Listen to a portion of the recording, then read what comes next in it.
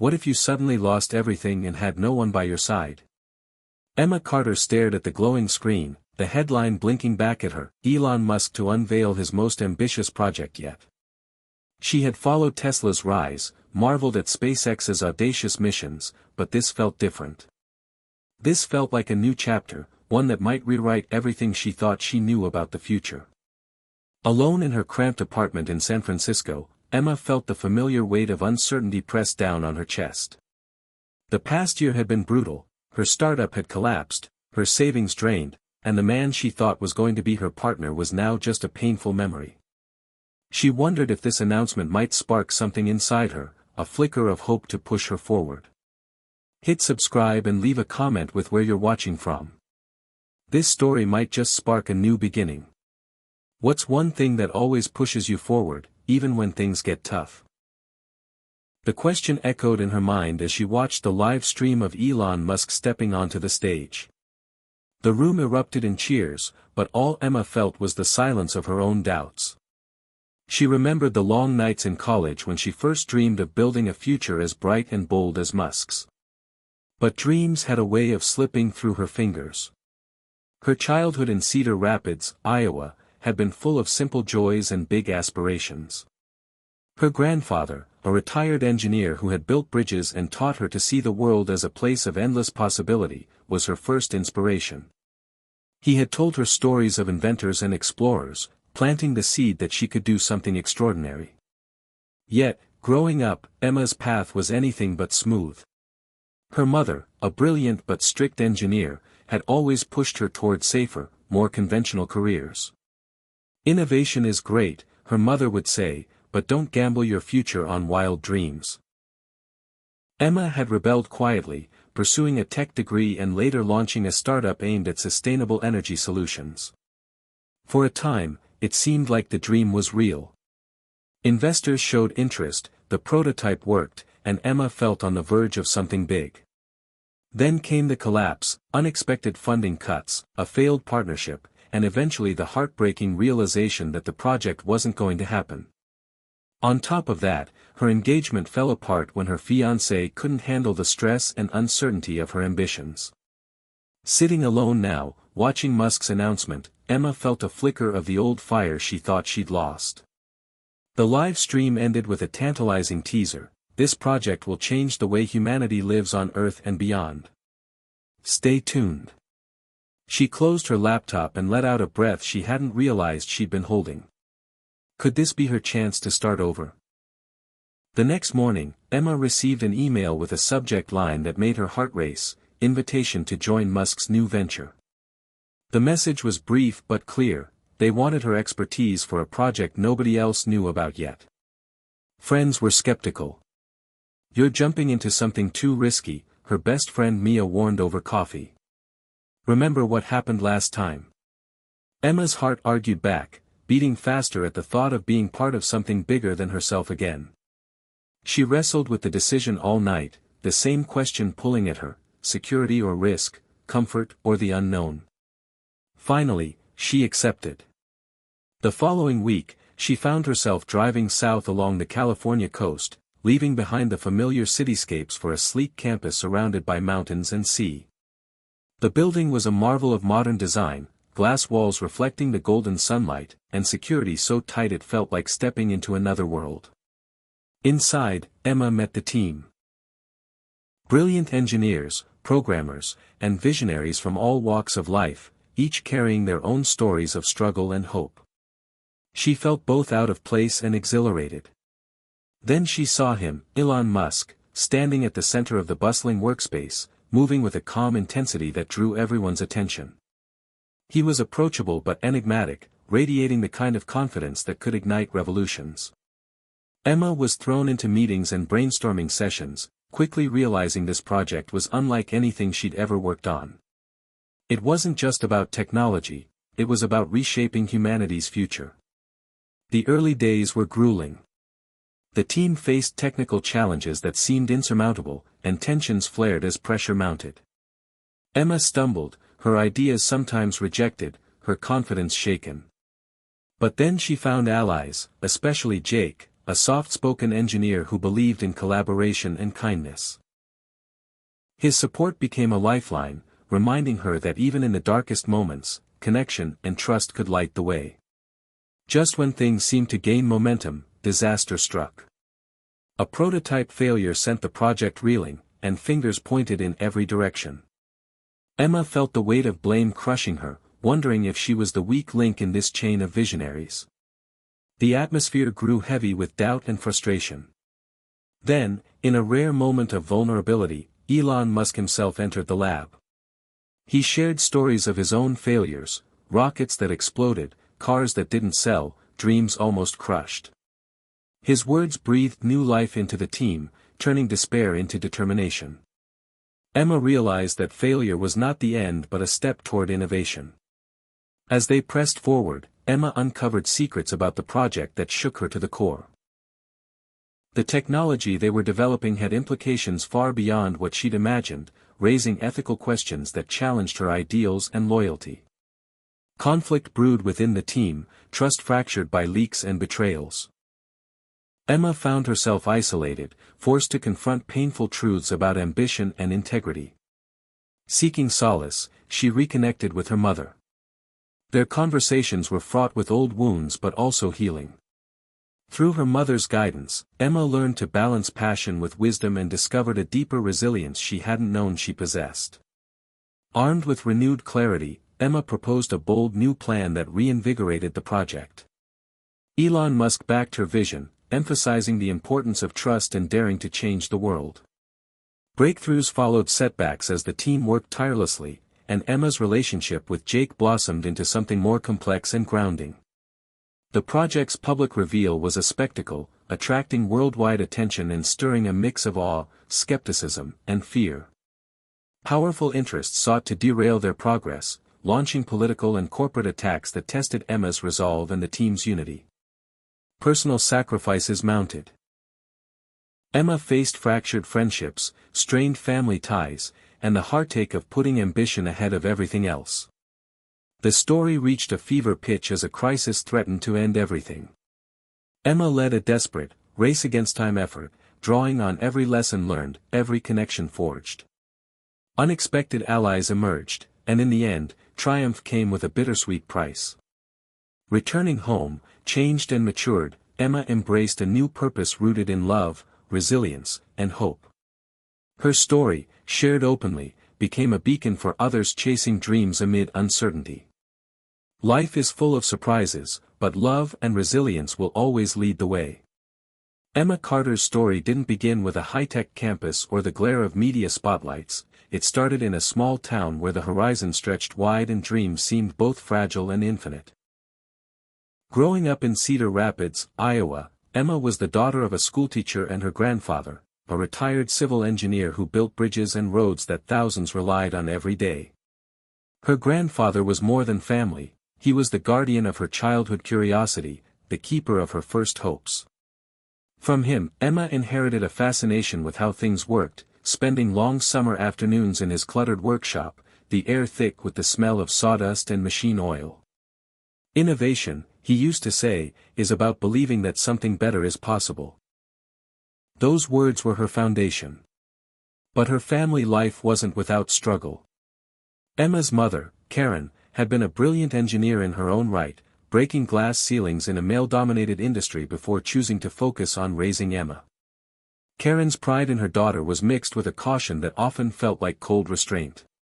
She wanted Emma to be safe, to avoid the pitfalls of chasing wild dreams that might leave her vulnerable.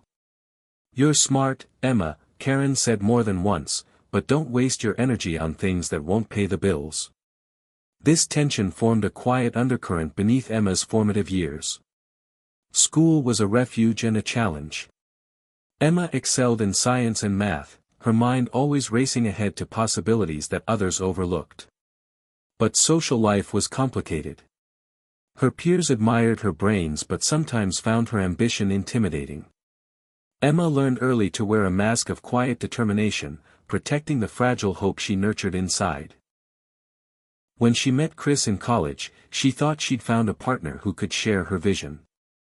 Chris was charming and supportive at first, fascinated by her passion for sustainable tech. They dreamed together, built prototypes in cramped dorm rooms, and talked about changing the world. But as the years passed, Chris grew wary of the uncertainties that came with Emma's ambitions. The pressures of loans, unstable income, and the relentless grind of startup life weighed on their relationship until it finally cracked. The breakup was brutal. It wasn't just the end of love but the loss of a shared future. Emma's confidence wavered, her heart heavy with regret and fear. Her failed startup added to the pile of disappointment. Investors pulled out, prototypes broke down, and deadlines were missed. The crushing weight of failure settled in like a storm cloud she couldn't escape. Yet, amid the rubble, Emma clung to one lifeline, her grandfather's unwavering belief in perseverance. Before he passed away, he told her, "The greatest inventions come from those who don't give up." Those words became a mantra, echoing in her mind on lonely nights. But Emma's relationship with her mother remained strained. Karen disapproved of the risks Emma took, fearing they would lead to ruin. Family dinners were quiet battles of wills, where love and worry tangled in sharp words and lingering silences. Emma longed for her mother's acceptance but knew it might never come fully.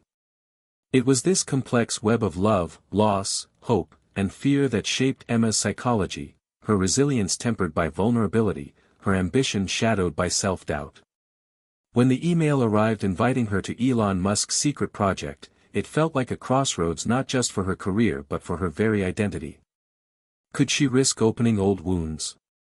Could she prove to herself and to her mother that her dreams were worth chasing? Emma's decision to accept the offer was as much about reclaiming her self-worth as it was about joining a revolutionary venture. The days leading up to her departure were filled with a whirlwind of emotions. She said goodbye to Mia, her best friend who had been her anchor through the darkest times. Mia was practical, skeptical of Emma's chances but supportive nonetheless. "Promise me you'll watch out for yourself," Mia urged, her voice tight with concern. Emma nodded, feeling the familiar mix of excitement and fear knotting her stomach. She also reached out to her mother, a difficult conversation fraught with tension but also a surprising hint of reconciliation. Karen warned her again, "Don't let them chew you up and spit you out." Emma promised she'd be careful, but deep down she knew the journey ahead wouldn't be easy. Arriving at the Silicon Valley campus, Emma was struck by the contrast between the sterile, polished environment and the chaotic energy buzzing underneath. The team was diverse, brimming with talent but also marked by their own scars and dreams. Some were veterans of tech giants, others scrappy startup survivors like herself. Each carried a story of sacrifice and hope. Among them was Jake, a quiet engineer with a knack for solving impossible problems and a kindness that felt like a balm to Emma's frayed nerves. Their connection was immediate but unspoken, built on shared struggles rather than grand declarations. Work was intense. Emma threw herself into understanding the project's complexities, battling feelings of imposter syndrome and the pressure to prove her worth. The early days were marked by small wins and painful setbacks, moments where the team's passion flickered like a candle in the wind. Through it all, Emma kept revisiting memories of Cedar Rapids, the wide-open skies, her grandfather's workshop, the words of encouragement that had kept her going.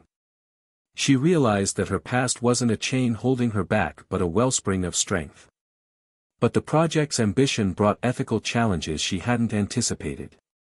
The technology they were developing had potential consequences that unsettled her, questions about privacy, environmental impact, and the risks of unchecked innovation.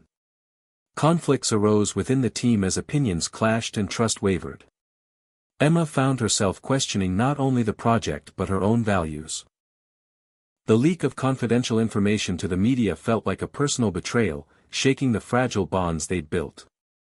Isolated and hurt, Emma withdrew, struggling to balance the weight of her responsibilities with her own need for healing. It was in this dark place that she reached out to her mother again. Their conversations became a source of unexpected comfort, bridging gaps years old. Karen shared her own fears and regrets, and Emma found forgiveness, not just for her mother but for herself. This renewed connection gave Emma clarity and courage. She crafted a bold proposal that not only addressed the technical hurdles but also sought to integrate ethical considerations into the project's core. Elon Musk's support was a turning point, his belief in her vision a validation she hadn't dared hope for. As breakthroughs began, so did a deeper bond with Jake. Their partnership evolved from mutual respect to something tender and real, a grounding force amid the whirlwind of innovation. Yet, the public reveal of their work brought new challenges. The world's reaction was mixed: astonishment, hope, fear, and fierce opposition. Powerful corporations and political interests moved to undermine their progress, escalating tensions and testing the team's unity. Emma's personal sacrifices grew heavier. She grappled with fractured friendships and the strain of balancing ambition with relationships. The climax of the story would come not just from the success of the project but from the personal growth Emma achieved along the way, a journey from fragile dreams to resilient hope, from isolation to connection. Through every hardship, Emma learned that true innovation wasn't just about technology but about the courage to face uncertainty with heart and integrity. Her story was a testament to the power of perseverance, love, and the belief that the future belongs to those willing to dream boldly and stand strong when the world pushes back. Emma's phone buzzed insistently during her lunch break, the screen lighting up with an unfamiliar number. Her heart skipped, a sign that this new chapter wasn't going to be easy. She swiped to answer and heard a voice that was calm but urgent.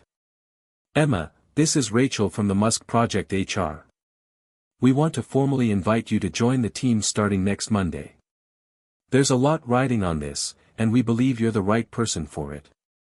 The official offer had come faster than she expected, and with it came a tidal wave of excitement and doubt. She called Mia immediately, needing someone to ground her swirling thoughts. Mia listened quietly, then sighed.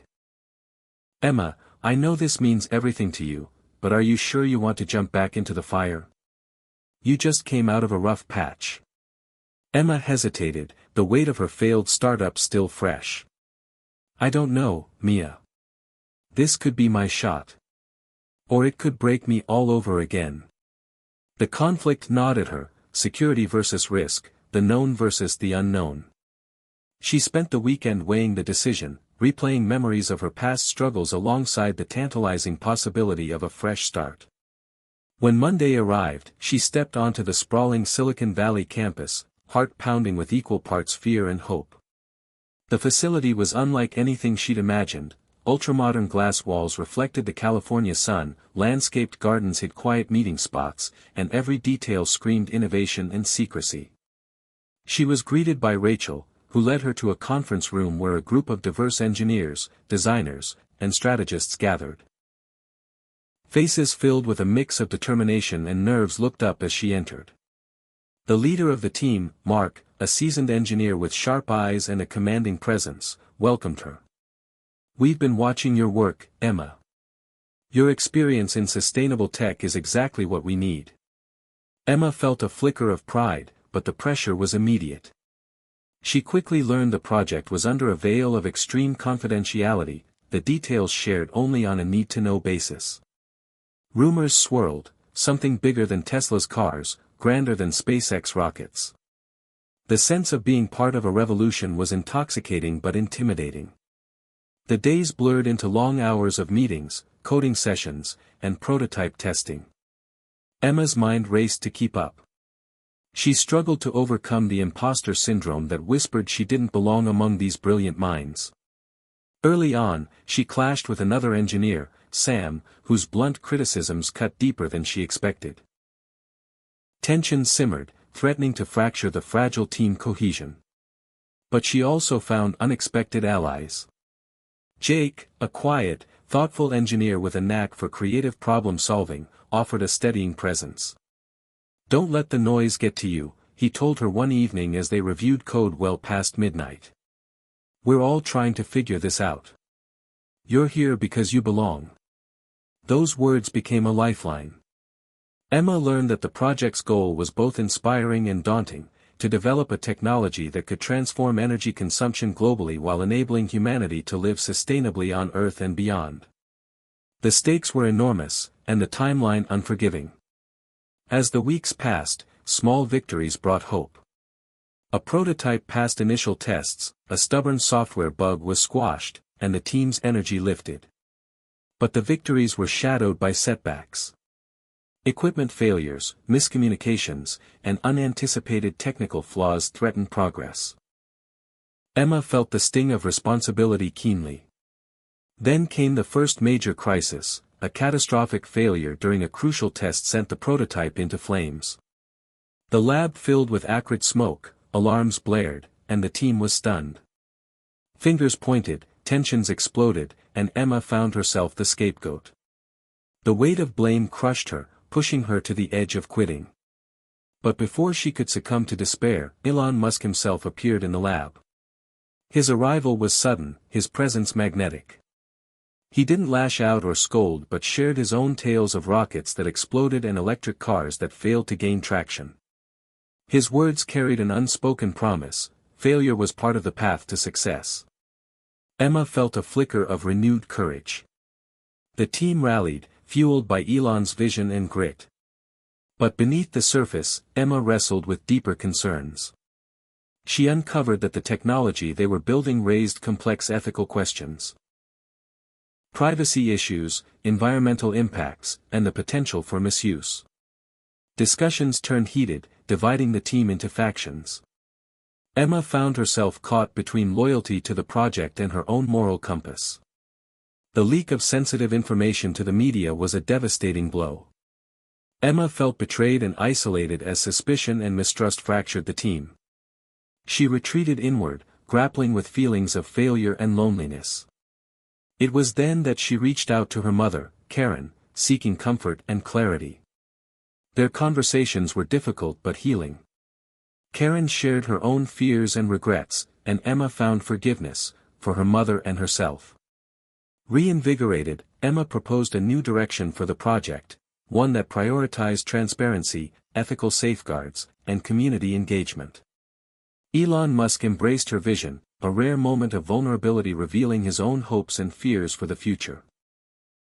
As the project advanced, Emma and Jake grew closer, their shared struggles forging a bond that brought warmth and stability to the chaotic world around them.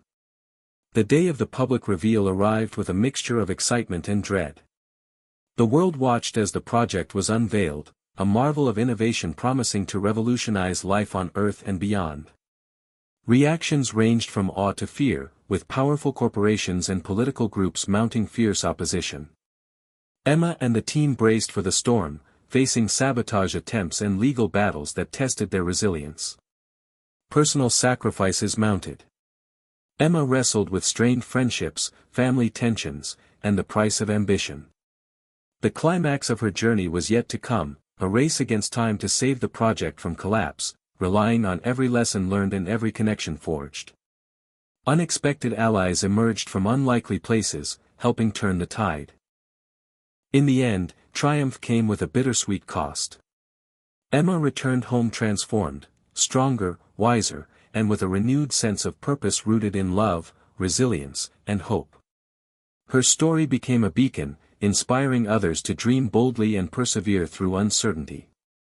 Through every challenge, Emma learned that innovation was not just about technology but about the courage to face failure, embrace change, and hold on to the values that define us. The future belonged to those who dared to believe in something better and fought to make it real.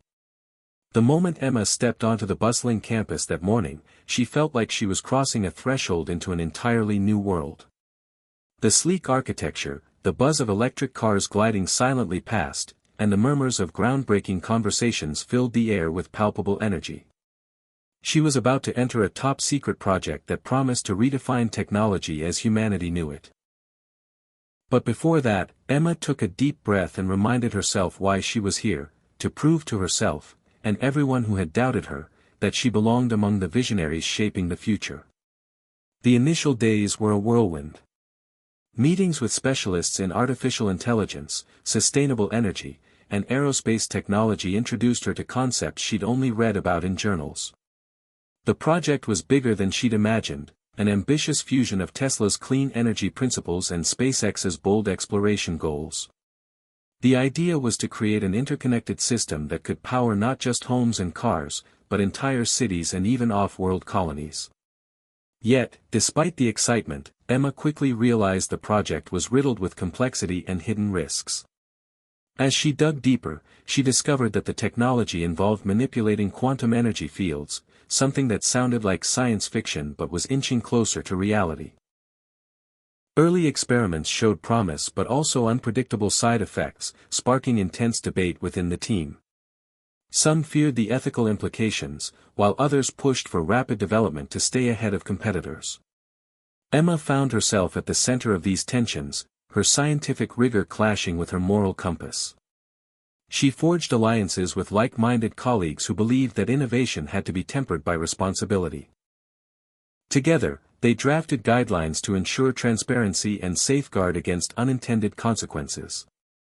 Outside the lab, Emma faced personal challenges. The relentless pace left little room for rest, straining her relationships. Jake, the thoughtful engineer who had become her confidant, offered support but also challenged her to find balance. "You can't pour from an empty cup," he reminded her one late night when exhaustion threatened to consume her. Emma struggled with guilt, feeling she was betraying her past by chasing this dream while worrying about the family she'd left behind. She reached out to her mother again, their conversations slowly healing old wounds. Karen's warnings about the cost of ambition echoed in her mind, but now carried a note of understanding rather than judgment. The project hit its first major hurdle when a prototype designed to harness quantum energy destabilized, causing a small explosion that shook the lab. The incident was a stark reminder of the risks they faced. Investigations revealed lapses in safety protocols and communication failures. Emma took responsibility, determined to restore trust and safety. The team rallied, revising procedures and doubling down on research. This period of crisis brought unexpected moments of hope. Breakthroughs in quantum stabilization techniques opened new possibilities, and collaborations with international scientists broadened the project's horizon. Yet, the pressure also exposed fractures. Internal politics, corporate interests, and media scrutiny created an atmosphere of suspicion. Emma navigated these challenges with increasing confidence, learning to advocate not just for the science but for the people behind it. One night, while reviewing data, Emma stumbled upon a discovery that could change everything: a method to store and transfer energy at unprecedented efficiency. The implications were staggering, promising to revolutionize energy grids worldwide. She shared the findings with Elon Musk, who immediately recognized their potential. However, this breakthrough also attracted unwanted attention. A leak to the press triggered a media frenzy, with headlines speculating on the risks and ethical dilemmas of such powerful technology. The project faced regulatory scrutiny and political backlash. Emma and the team found themselves fighting not just for their work but for their vision of a sustainable future. Throughout the turmoil, Emma's relationship with Jake deepened. Their shared commitment and mutual support became a refuge. Yet, the intensity of their work left little room for personal life. Emma often felt torn between the demands of innovation and her own need for connection. As the project progressed, she grappled with the realization that true change required more than technology. It demanded courage, integrity, and the willingness to face hard truths. The climax of this chapter arrived when the team unveiled a prototype city powered entirely by their technology. The demonstration was a dazzling success, showcasing clean energy, self-sustaining systems, and seamless integration. Yet, amidst the celebration, Emma knew the journey was far from over. Opposition forces mobilized quickly, launching campaigns to undermine the project. Legal battles, misinformation, and corporate sabotage threatened to derail their progress. Emma's leadership was tested as never before. She found strength in the lessons of her past, the resilience nurtured through hardship and the unwavering belief in a better future. The emotional climax came during a pivotal hearing where Emma faced aggressive questioning from skeptics and powerful industry lobbyists. Standing firm, she articulated a vision not just for technology but for humanity's future, a call to embrace innovation with responsibility and hope. Her words resonated, tipping the balance in favor of the project's continuation. The chapter closes with Emma reflecting on how far she'd come. From a small-town dreamer to a leader shaping a new era. She understood that the path ahead would be fraught with challenges but also rich with possibility. The lessons of perseverance, ethical responsibility, and the power of human connection would guide her through the next phase of the journey. Emma sat quietly in the conference room, the hum of activity outside fading into a distant buzz as she stared at the complex data streams flickering across the screen before her. The breakthrough they had achieved, a revolutionary method to store and transfer quantum energy efficiently, was unlike anything the world had seen, but with it came a storm of unforeseen challenges. As the weight of responsibility settled on her shoulders, Emma couldn't help but reflect on how far she had come. From the struggles of her past, the failed startup, fractured relationships, and self-doubt. To this precipice of transformative innovation, every hardship had forged her into someone who could stand in the eye of the storm. The pressure intensified as the project's public unveiling drew near.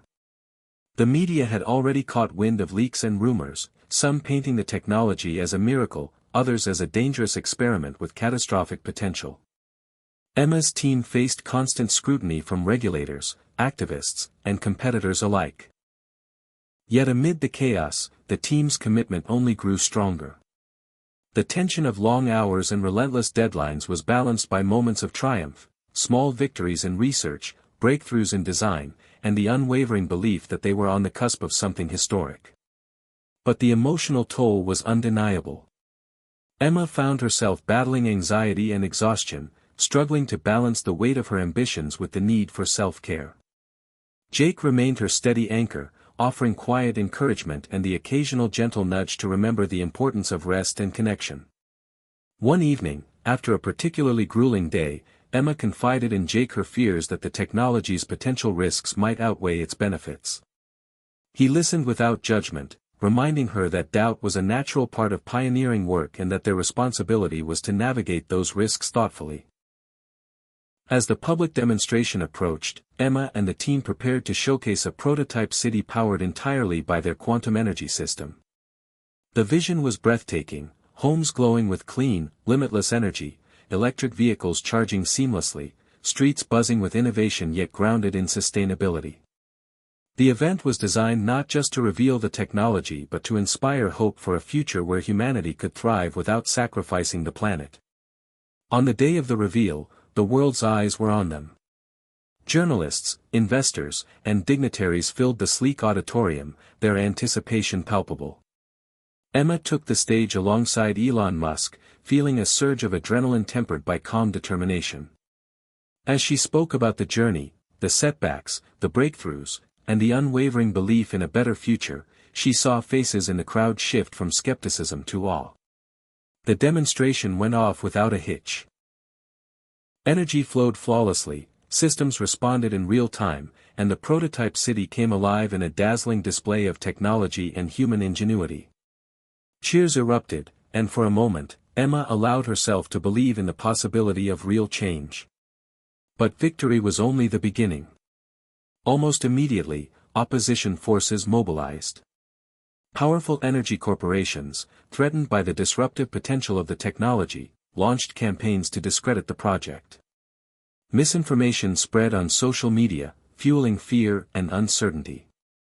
Legal challenges mounted, drawing resources and attention away from research. The team found themselves in a battle not just of technology, but of influence and perception. Emma's leadership was tested as she navigated the complex web of politics, public opinion, and internal team dynamics. She held firm to her principles, advocating for transparency and ethical innovation even as pressure mounted to compromise or accelerate recklessly. Personal sacrifices piled up. Friends and family felt the strain of her absence and focus. Emma grappled with guilt over the distance growing between her and her mother, whose cautious skepticism lingered despite their recent reconciliation. In quiet moments, she questioned whether the price of progress was too high. The emotional climax came during a pivotal congressional hearing where Emma was called to testify. Facing intense questioning from skeptical politicians and powerful lobbyists, she stood resolute. Drawing on her personal journey, her knowledge, and her vision, she made a passionate case for the technology's potential to transform lives and the imperative to pursue innovation responsibly. Her words struck a chord, shifting the narrative and securing vital support for the project's continuation. As the chapter closes, Emma reflects on the lessons learned, the necessity of resilience, the power of hope, and the courage to stand for what she believed in. She knew the road ahead would remain fraught with challenges, but also illuminated by the possibility of a future shaped not just by technology, but by the human spirit behind it. Emma woke early that morning, the dawn light filtering through the floor-to-ceiling windows of her small apartment near the Silicon Valley campus. The events of the past weeks played on her mind like a relentless film: public scrutiny, the congressional hearing, the endless battles to protect the integrity of the project. Yet amidst the chaos, she felt an unfamiliar sense of calm, a quiet determination rooted in the conviction that she was part of something greater than herself.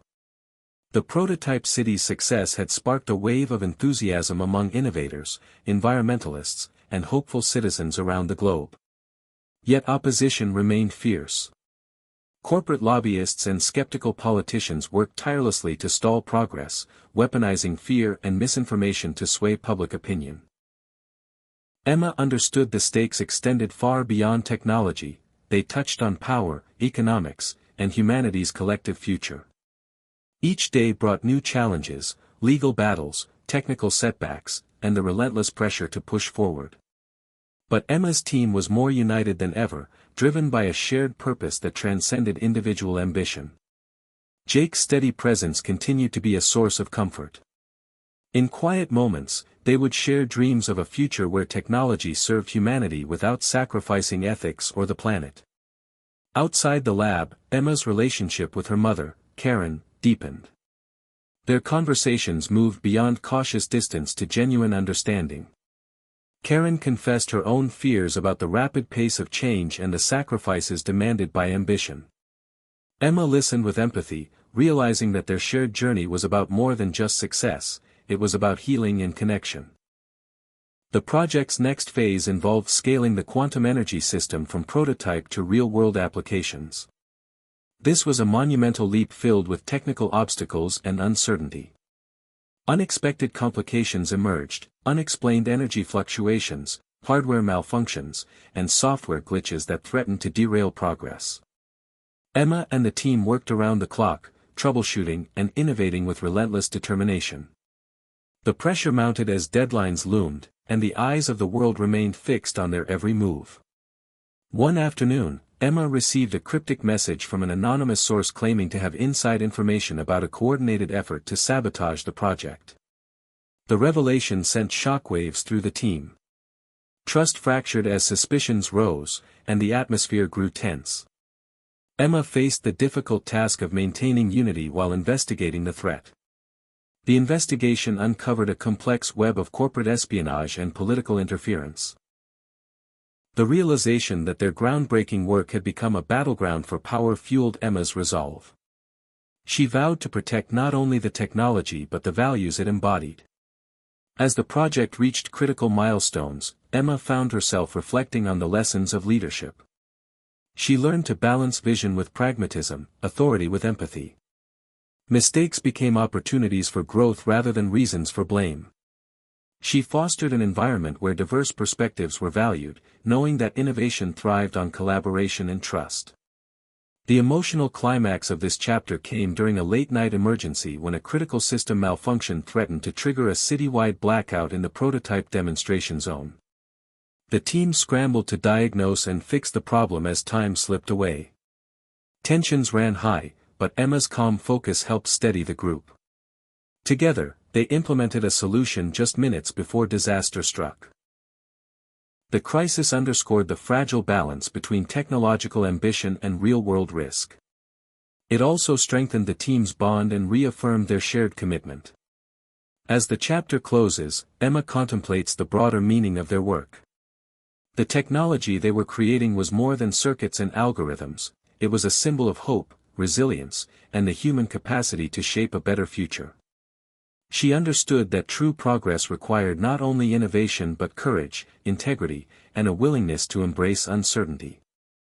The journey was far from over, but Emma was ready to face whatever challenges lay ahead with an open heart and steadfast determination. Emma found herself standing at the edge of a vast testing facility, the afternoon sun casting long shadows over the rows of gleaming machinery and buzzing electronics.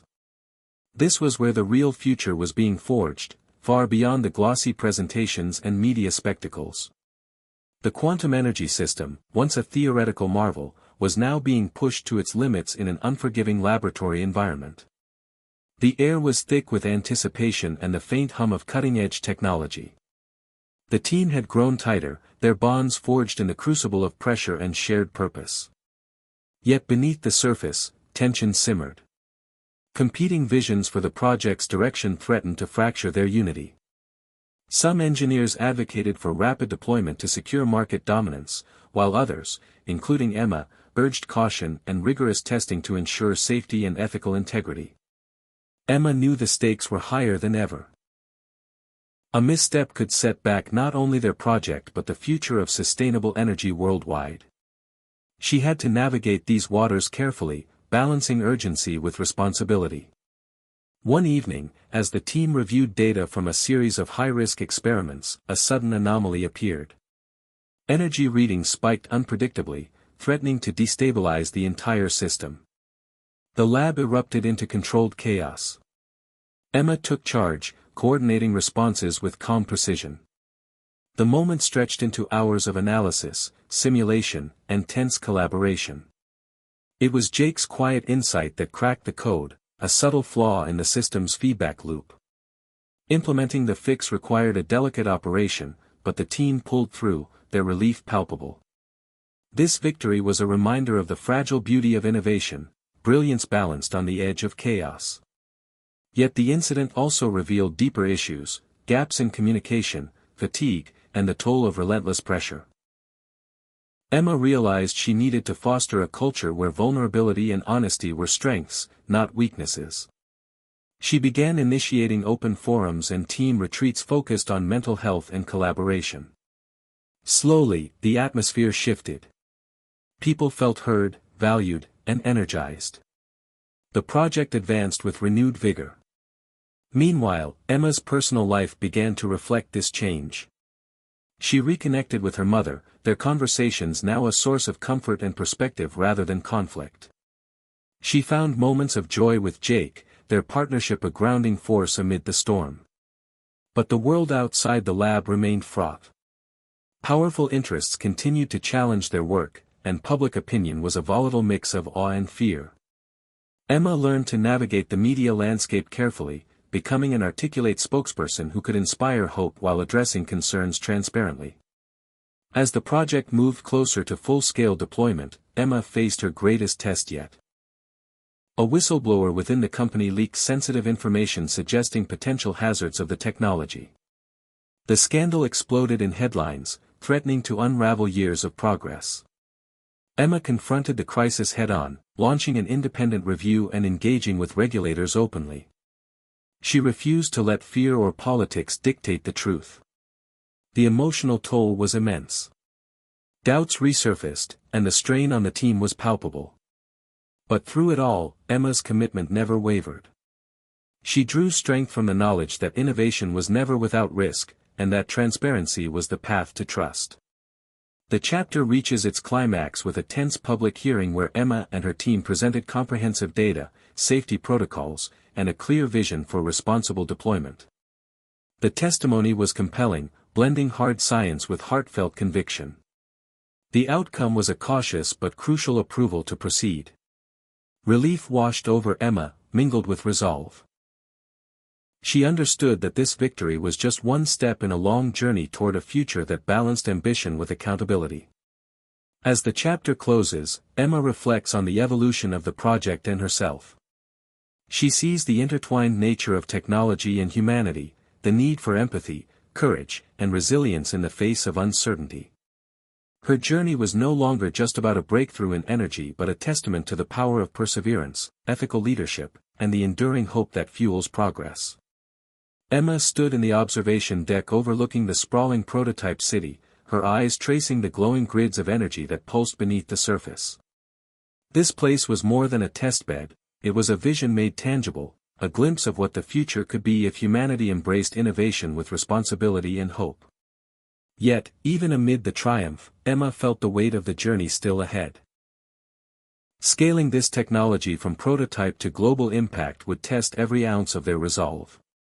The past months had been a roller coaster of breakthroughs and setbacks, alliances forged and battles fought.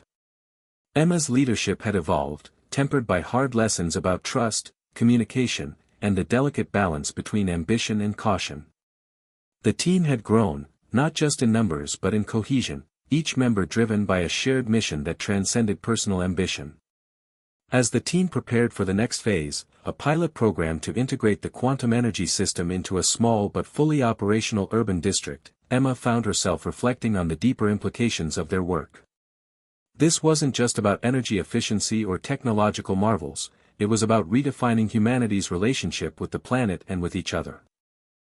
She remembered conversations with Jake, late-night talks that ventured beyond circuits and algorithms into dreams of a world where technology healed rather than harmed. They envisioned cities powered by clean energy, where access was universal and sustainability was a given, not a privilege. It was a vision that sparked hope in a world often clouded by fear. But as the pilot program rolled out, new challenges emerged. Integrating the quantum energy system with existing infrastructure proved more complex than anticipated. Compatibility issues, unexpected energy fluctuations, and regulatory hurdles demanded constant attention. The team worked tirelessly, innovating solutions while navigating a maze of bureaucratic red tape. Public reaction was a mixed tapestry of excitement and skepticism. Some hailed the pilot as a revolution, a beacon of hope in a world grappling with climate crisis. Others feared the unknown, wary of the rapid pace of change and potential risks. Media narratives oscillated between awe and alarm, reflecting society's conflicted relationship with innovation. Emma took on a more public role, engaging with communities, policymakers, and critics alike. She spoke candidly about the challenges and possibilities, emphasizing transparency and ethical stewardship. Her authenticity resonated, slowly building bridges and fostering dialogue. Behind the scenes, internal tensions occasionally flared. The relentless pace wore on the team, and disagreements about priorities and risk management tested their cohesion. Emma leaned into her role as a mediator and motivator, encouraging openness and shared purpose. Meanwhile, the corporate world remained a battlefield. Competitors scrambled to develop alternative technologies, sometimes resorting to aggressive tactics to undermine the project. Legal disputes and media campaigns intensified, requiring strategic responses that balanced defense with positive outreach. Amid these external pressures, Emma found solace in personal connections. Her relationship with Jake deepened, offering a sanctuary of trust and mutual support. They navigated the complexities of love amid ambition, learning to prioritize moments of connection even as their professional lives demanded much. One defining moment came when a critical energy transmission failed during a high-profile demonstration, triggering fears of system instability. The incident sparked a media frenzy and renewed calls for caution. Emma faced intense questioning, both publicly and within her team. Rather than retreat, she embraced the crisis as an opportunity for growth. The team conducted thorough investigations, communicated findings transparently, and implemented enhanced safeguards. This response reinforced public trust and strengthened the team's resolve. The emotional climax of the chapter arrived at a community forum where Emma engaged directly with residents affected by the pilot program. Listening to their hopes, fears, and feedback, she was reminded of the human dimension that underpinned every technical advance. As the chapter closes, Emma contemplates the intertwining threads of technology, society, and personal growth. She understands that the path to a better future is neither linear nor easy, but shaped by resilience, empathy, and the courage to innovate responsibly. With renewed determination, she looks ahead to the next chapter of their groundbreaking journey. The sun dipped below the horizon, casting long shadows over the gleaming skyline of the pilot city, its streets alive with the quiet hum of quantum-powered lights and electric vehicles silently weaving through traffic. Emma walked slowly along the promenade, the weight of the day's challenges pressing gently against her thoughts. The past months had tested her in ways she hadn't anticipated, not just technically, but emotionally, socially, and ethically. This city was a living testament to human ingenuity and the promise of sustainable innovation, but it was also a reminder of the fragility and complexity inherent in reshaping society. Despite the outward appearance of success, Emma felt the undercurrents of tension that simmered beneath the surface. The pilot program's deployment had exposed the tangled web of interests, fears, and resistance that innovation often stirred. Local businesses worried about costs and disruptions.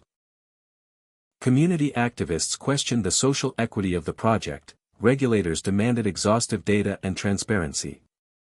The pressure to balance these competing demands weighed heavily on Emma and her team. Yet, through it all, Emma's conviction remained unshaken. She knew that true transformation required more than technology, it demanded dialogue, empathy, and a willingness to confront uncomfortable truths. That evening, she convened a meeting with her core team, a diverse group of engineers, policy experts, and community liaisons who had become her trusted allies. They gathered in the softly lit conference room, the walls adorned with schematics and data projections that traced the evolution of their project from dream to reality. "Today, we're not just engineers or scientists," Emma began, her voice steady but passionate. "We're stewards of a future that many can't yet see. Our job is to listen, to learn, and to lead, not just with technology, but with heart." The team nodded, understanding the weight of those words. They had all faced moments of doubt, frustration, and fear, but they shared a commitment to forging a path forward that was ethical, inclusive, and visionary. The discussion turned to recent feedback from community forums, where residents had voiced concerns about access and affordability. Emma knew these challenges were critical. Without equitable access, the technology risked becoming just another privilege of the wealthy, exacerbating existing inequalities. She proposed new initiatives to subsidize energy costs for low-income households and to partner with local organizations to ensure community involvement in decision-making.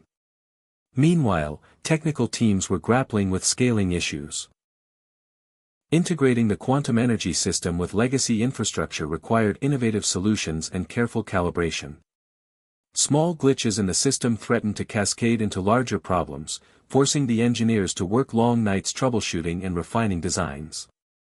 Emma admired their resilience and ingenuity, knowing that these incremental advances were the building blocks of monumental change. Amid the technical and social challenges, Emma faced growing scrutiny from media outlets that alternated between championing the project and highlighting every misstep. The public discourse was a battlefield of narratives, where optimism battled skepticism and fear. Emma learned to navigate this landscape with transparency and grace, embracing opportunities to educate and inspire rather than react defensively. Her personal life, too, reflected the tensions of her professional world. Jake remained a steady source of support, but their relationship was tested by the demands of Emma's role and the emotional toll it exacted. They struggled to find balance, carving out moments of connection amid the whirlwind. These moments were precious, a shared meal, a quiet walk, a simple conversation, that reminded Emma of the human core beneath the layers of technology and ambition. A turning point came when the team unveiled a new iteration of the energy system designed to enhance stability and efficiency. The launch was met with cautious optimism. Early tests showed promising results, but the true test would be sustained, real-world use over the coming months. Emma and her team prepared for this phase with meticulous planning and cautious hope. As the chapter neared its emotional climax, a crisis erupted when a local news outlet published an exposé alleging safety concerns tied to the quantum energy system. The article ignited fear and confusion, sparking protests and renewed calls for regulatory intervention. Emma felt the sting of disappointment but refused to be paralyzed by fear. She called an emergency press conference, facing skeptical reporters with calm determination. Drawing on exhaustive data and the voices of community partners, she addressed concerns head-on. "Innovation is never without risk," she said. "But our commitment to safety, transparency, and community engagement is unwavering. This technology has the potential to change lives, but only if we move forward together, with honesty and respect. Her words resonated, beginning to shift the tide of public opinion. In the days that followed, Emma doubled down on outreach efforts, meeting with community leaders, regulators, and critics. She listened with empathy, acknowledging fears and uncertainties, and shared the vision of a future powered by clean, accessible energy. Slowly, trust began to rebuild. As the chapter closes, Emma reflects on the intertwining forces that shape progress, technology, society, and the human spirit. She understands that innovation is not a solitary journey but a collective endeavor that demands courage, compassion, and resilience. With renewed resolve, she looks ahead to the challenges and possibilities that await, ready to lead with integrity and hope. Emma sat alone in her office late into the night, the soft glow of multiple screens casting a pale light on her thoughtful face. The journey so far had been one of relentless innovation, fierce opposition, and moments of fragile hope. Yet, she felt the weight of something even greater pressing on her, the responsibility not only to advance the technology but to ensure it served a just and sustainable future. The quantum energy system was no longer just an experiment, it was a catalyst for transformation, one with the power to redefine the way humanity lived, worked, and connected with the planet. As the pilot city transitioned into a fully operational ecosystem, new layers of complexity unfolded. Integrating the system with existing power grids, transportation networks, and urban infrastructure revealed unforeseen challenges that required ingenuity and patience. The engineering teams worked tirelessly, refining algorithms and hardware, troubleshooting anomalies, and managing real-time data flows that shifted unpredictably. Every failure was a lesson, every success a step closer to a vision that had once seemed impossible. Amid these technical hurdles, Emma's role evolved. She became a bridge between the cutting-edge research labs and the diverse communities whose lives would be reshaped by the technology. Engaging with local leaders, advocacy groups, and residents, she learned to listen deeply to hopes and fears alike. The human stories behind the data became a wellspring of motivation and insight. Emma's partnership with Jake deepened in this crucible of pressure. Their shared moments of vulnerability strengthened their bond, even as the demands of the project threatened to pull them apart. They found balance in their commitment to each other, a reminder that innovation was as much about connection as it was about invention. Meanwhile, external forces continued to test their resolve. Corporate rivals launched aggressive campaigns to discredit the project, sowing doubt through misinformation and lobbying for regulatory barriers. Emma navigated these waters with strategic clarity, balancing assertive defense with proactive transparency. The media landscape remained volatile, swinging between celebration and skepticism, requiring a nuanced approach to public communication. One defining moment came when the team faced a critical system failure during a major energy transfer operation. The failure risked widespread disruption and intensified scrutiny. Emma coordinated a rapid response, mobilizing cross-disciplinary teams to diagnose and resolve the issue. The incident highlighted both the promise and peril of pioneering technology. It also galvanized the team's commitment to rigorous safety standards and continuous improvement. As momentum built, the pilot city became a living laboratory of innovation and resilience. Residents adapted to new ways of living, sharing feedback that shaped ongoing development. Community workshops, open forums, and collaborative projects fostered a sense of shared ownership and possibility. Emma's leadership emphasized inclusivity and empowerment, recognizing that technology without social context was incomplete. The emotional climax of this chapter arrived when Emma attended a public event celebrating the pilot city's first anniversary. Standing before a crowd of residents, scientists, and officials, she spoke not just about technical achievements but about the collective journey, the hopes, struggles, and dreams that had brought them together. Her words echoed a profound truth, that progress was a human story, woven from courage, compassion, and shared vision. As the chapter closes, Emma contemplates the road ahead. She understands that the path to a sustainable future is complex and often uncertain, but filled with opportunity for those willing to embrace change with integrity and heart. The quantum energy system is more than technology, it is a beacon of what humanity can achieve when innovation serves the greater good. Hit subscribe and leave a comment with where you're watching from. This story might just spark a new beginning. What's one thing that always pushes you forward, even when things get tough?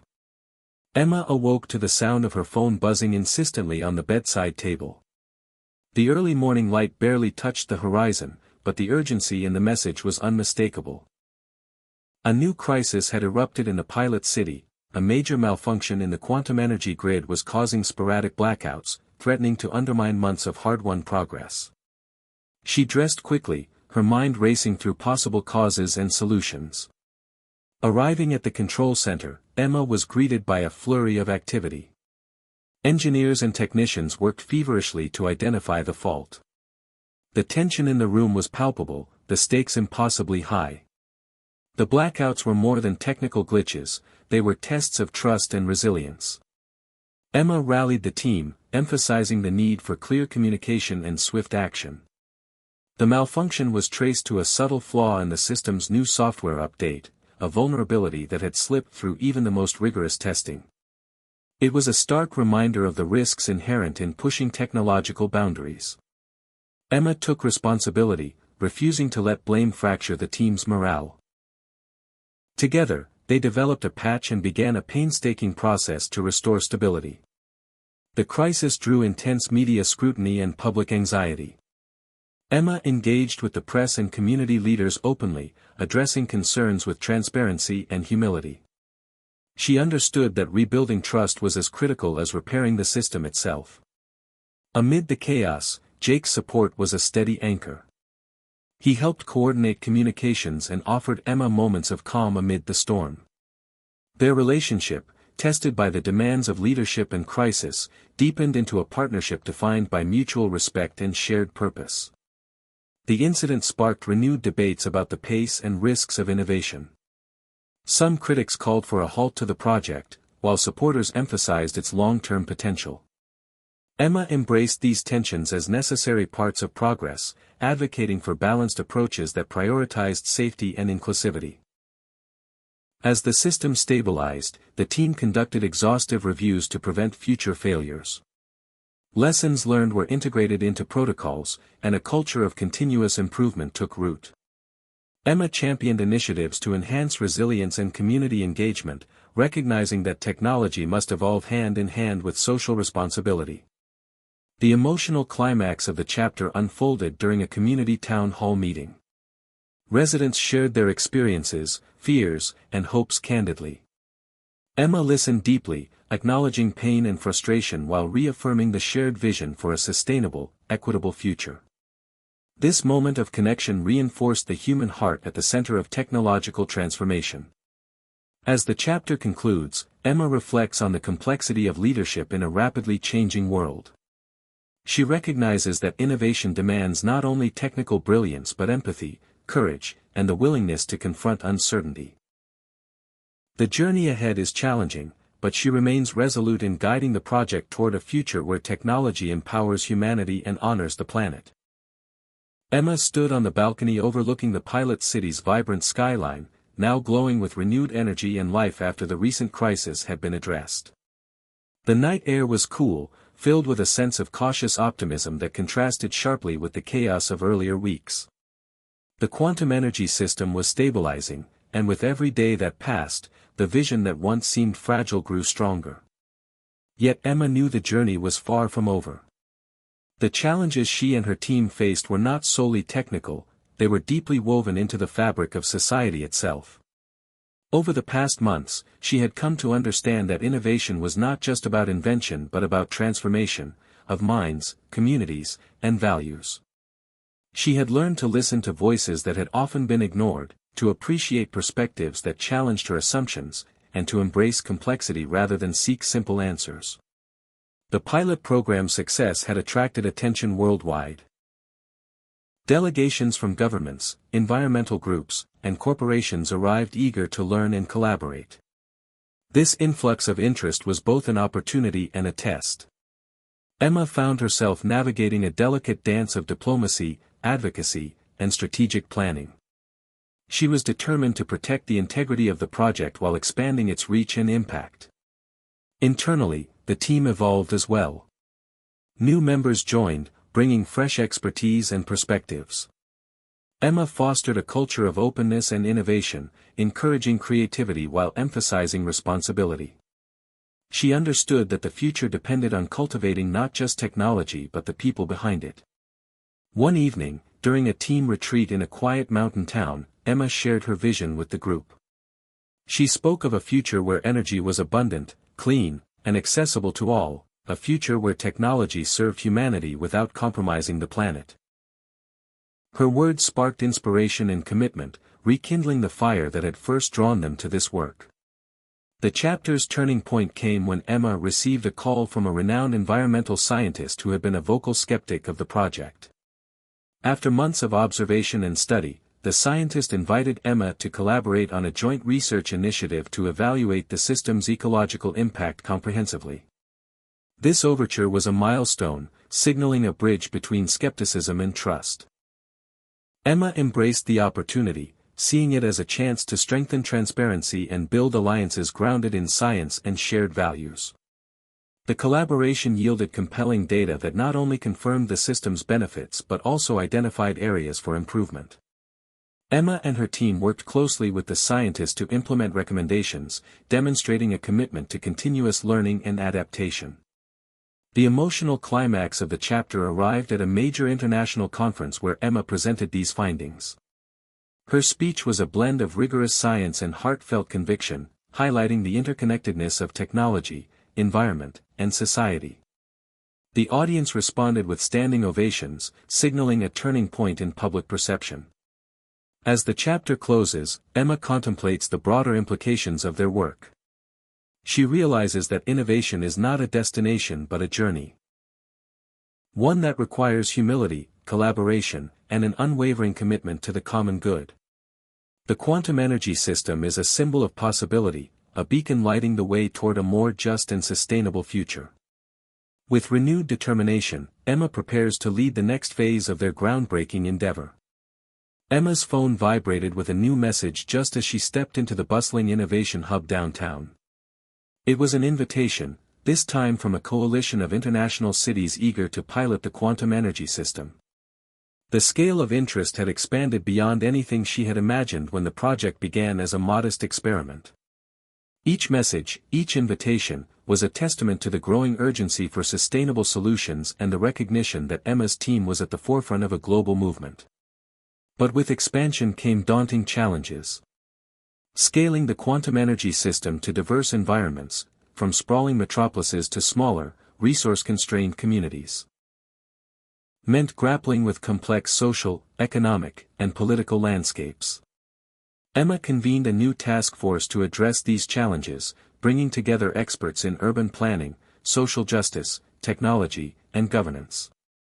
Their mandate was clear: to adapt the technology responsibly and equitably, ensuring that the benefits reached all sectors of society.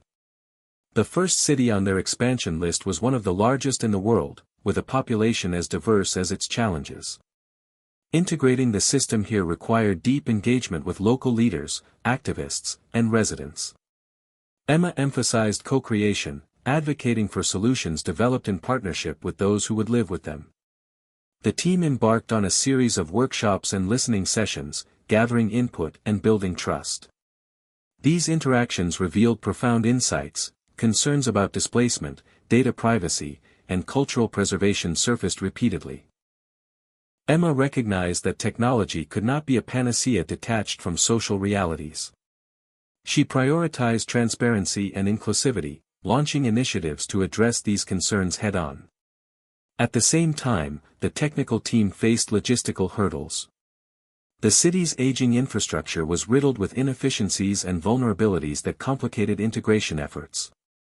Adapting the quantum system to this context required inventive engineering and flexible frameworks. Emma's leadership shone in fostering collaboration between disciplines, blending technology with social insight. Progress was incremental and hard-won, marked by moments of frustration and breakthrough. A breakthrough came when a pilot neighborhood successfully transitioned to the quantum energy grid, demonstrating significant improvements in energy efficiency and quality of life. The local community, initially skeptical, became enthusiastic partners in the project, sharing their stories and pride. Emma found this grassroots support deeply moving, a reminder of why the work mattered. Concurrently, the project attracted intensified scrutiny from competitors and detractors. Some questioned the scalability and safety of the technology, while others raised ethical concerns about data management and corporate influence. Emma navigated these criticisms with openness and rigor, commissioning independent audits and fostering public dialogues. The emotional core of this chapter centered on Emma's growing awareness of the interplay between technology, power, and justice. She grappled with questions about who benefits from innovation and who might be left behind. These reflections deepened her resolve to ensure that the project advanced not only technical progress but also social equity. A pivotal moment occurred during a late-night conversation with Jake. They discussed the broader implications of their work, the sacrifices made, and the dreams yet to be fulfilled. Jake's unwavering belief in Emma's vision bolstered her spirits and clarified her purpose. As the chapter closes, Emma prepares for a critical presentation to the city council, a test of political will and public support. She understands that the success of the project hinges not just on technology but on building coalitions of trust and shared aspiration. The quantum energy system stands at a crossroads, poised to redefine the future of urban life. Emma is ready to lead with courage, compassion, and conviction. The morning sun filtered through the windows of the city council chamber, illuminating the room filled with elected officials, community representatives, journalists, and curious citizens. Emma took a deep breath as she stepped to the podium, the weight of countless hours of preparation resting lightly on her shoulders. Today was more than a presentation, it was a pivotal moment where technology, policy, and public trust converged. The council members listened intently as Emma laid out the vision for integrating the quantum energy system into their city, emphasizing not only the environmental and economic benefits but also the commitment to equity and transparency. She highlighted the pilot neighborhood success, sharing stories of families whose quality of life had improved dramatically, and detailed plans for addressing concerns about data privacy, displacement, and job transition support. Questions came fast and sharp. Some council members probed technical feasibility, others pushed on social implications, while community advocates voiced both hope and skepticism. Emma met each question with honesty and clarity, drawing on data, lived experiences, and the collaborative spirit of the project. Behind the scenes, tensions simmered as political alliances shifted and interest groups lobbied vigorously. Emma recognized that winning approval required more than facts, it demanded building relationships and demonstrating genuine responsiveness to diverse voices. After hours of deliberation, the council voted narrowly in favor of moving forward with a phased implementation, with conditions for ongoing oversight and community engagement. The decision was a hard-won victory but a crucial step forward. The chapter unfolded with the intense flurry of activity following the council's decision. Emma and her team coordinated with city departments, community organizations, and technical experts to launch the next phase. Training programs were developed to prepare local workers for new roles in the emerging energy ecosystem, addressing concerns about employment transitions. Outreach efforts expanded to include multilingual materials and culturally relevant events, fostering broader participation. Meanwhile, the technical challenges persisted. Integrating cutting-edge quantum technology with legacy systems in a complex urban environment required constant adaptation. Unexpected issues arose. A neighborhood experienced intermittent outages linked to software incompatibilities, prompting rapid response and transparent communication. Emma emphasized the importance of learning from setbacks and maintaining trust. The emotional core of the chapter centered on Emma's reflections during a rare moment of solitude. She thought about the countless individuals whose lives intersected with the project, from engineers burning the midnight oil to families adjusting to new energy realities. She understood that the technology was a means, not an end, and that its true value lay in empowering people and communities. A surprise visitor arrived late in the chapter, a senior figure from a major global environmental NGO reached out to Emma, offering partnership and resources to amplify the project's impact worldwide. This endorsement was both an honor and a challenge, raising the stakes and opportunities for the quantum energy system's future. As the chapter closed, Emma stood once again on the city skyline, now shimmering with the subtle glow of integrated quantum energy. She felt a mixture of pride, responsibility, and anticipation. The journey was far from over, but the path was clearer and the vision more vibrant than ever.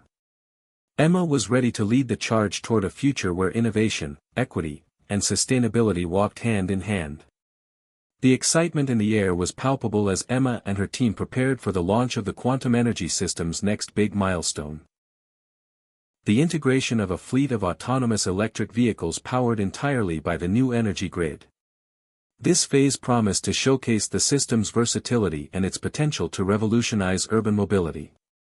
The city streets were already transforming, smart traffic lights, connected sensors, and green energy hubs working in harmony to create a seamless, efficient flow. Emma's vision extended beyond mere technology. She imagined a future where communities reclaimed public spaces, pollution levels plummeted, and transportation became a source of connection rather than stress. Coordinating this launch demanded collaboration on an unprecedented scale. Engineers, software developers, city planners, and local government officials worked side by side, solving problems as they arose with creativity and determination. Emma often found herself at the intersection of technical debates and community concerns, translating jargon into relatable stories that built trust and excitement. One challenge emerged early: the autonomous vehicles struggled to navigate certain older neighborhoods with complex road layouts and mixed traffic patterns.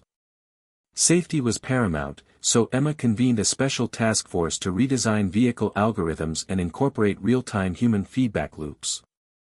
This iterative process reflected the broader ethos of the project: innovation driven by learning, adaptation, and inclusivity. Meanwhile, public anticipation grew. Local media highlighted personal stories of residents eagerly awaiting the benefits of cleaner, faster, and more accessible transportation. Community workshops invited feedback, generating ideas that shaped deployment strategies. Emma found these moments deeply rewarding, seeing the human impact of years of hard work crystallize into tangible hope. The emotional peak of the chapter occurred during a live demonstration event, broadcast to millions. As the first autonomous vehicles glided silently through the city, powered by the quantum energy grid, the crowd erupted in applause and tears. Emma's speech emphasized the journey from a daring idea to a shared reality, a testament to vision, perseverance, and collective action. However, the celebration was tempered by sobering realities. Critics continued to question the project's long-term sustainability and potential unintended consequences, including concerns about data security and social equity. Emma welcomed these conversations, reinforcing the importance of vigilance, transparency, and community engagement.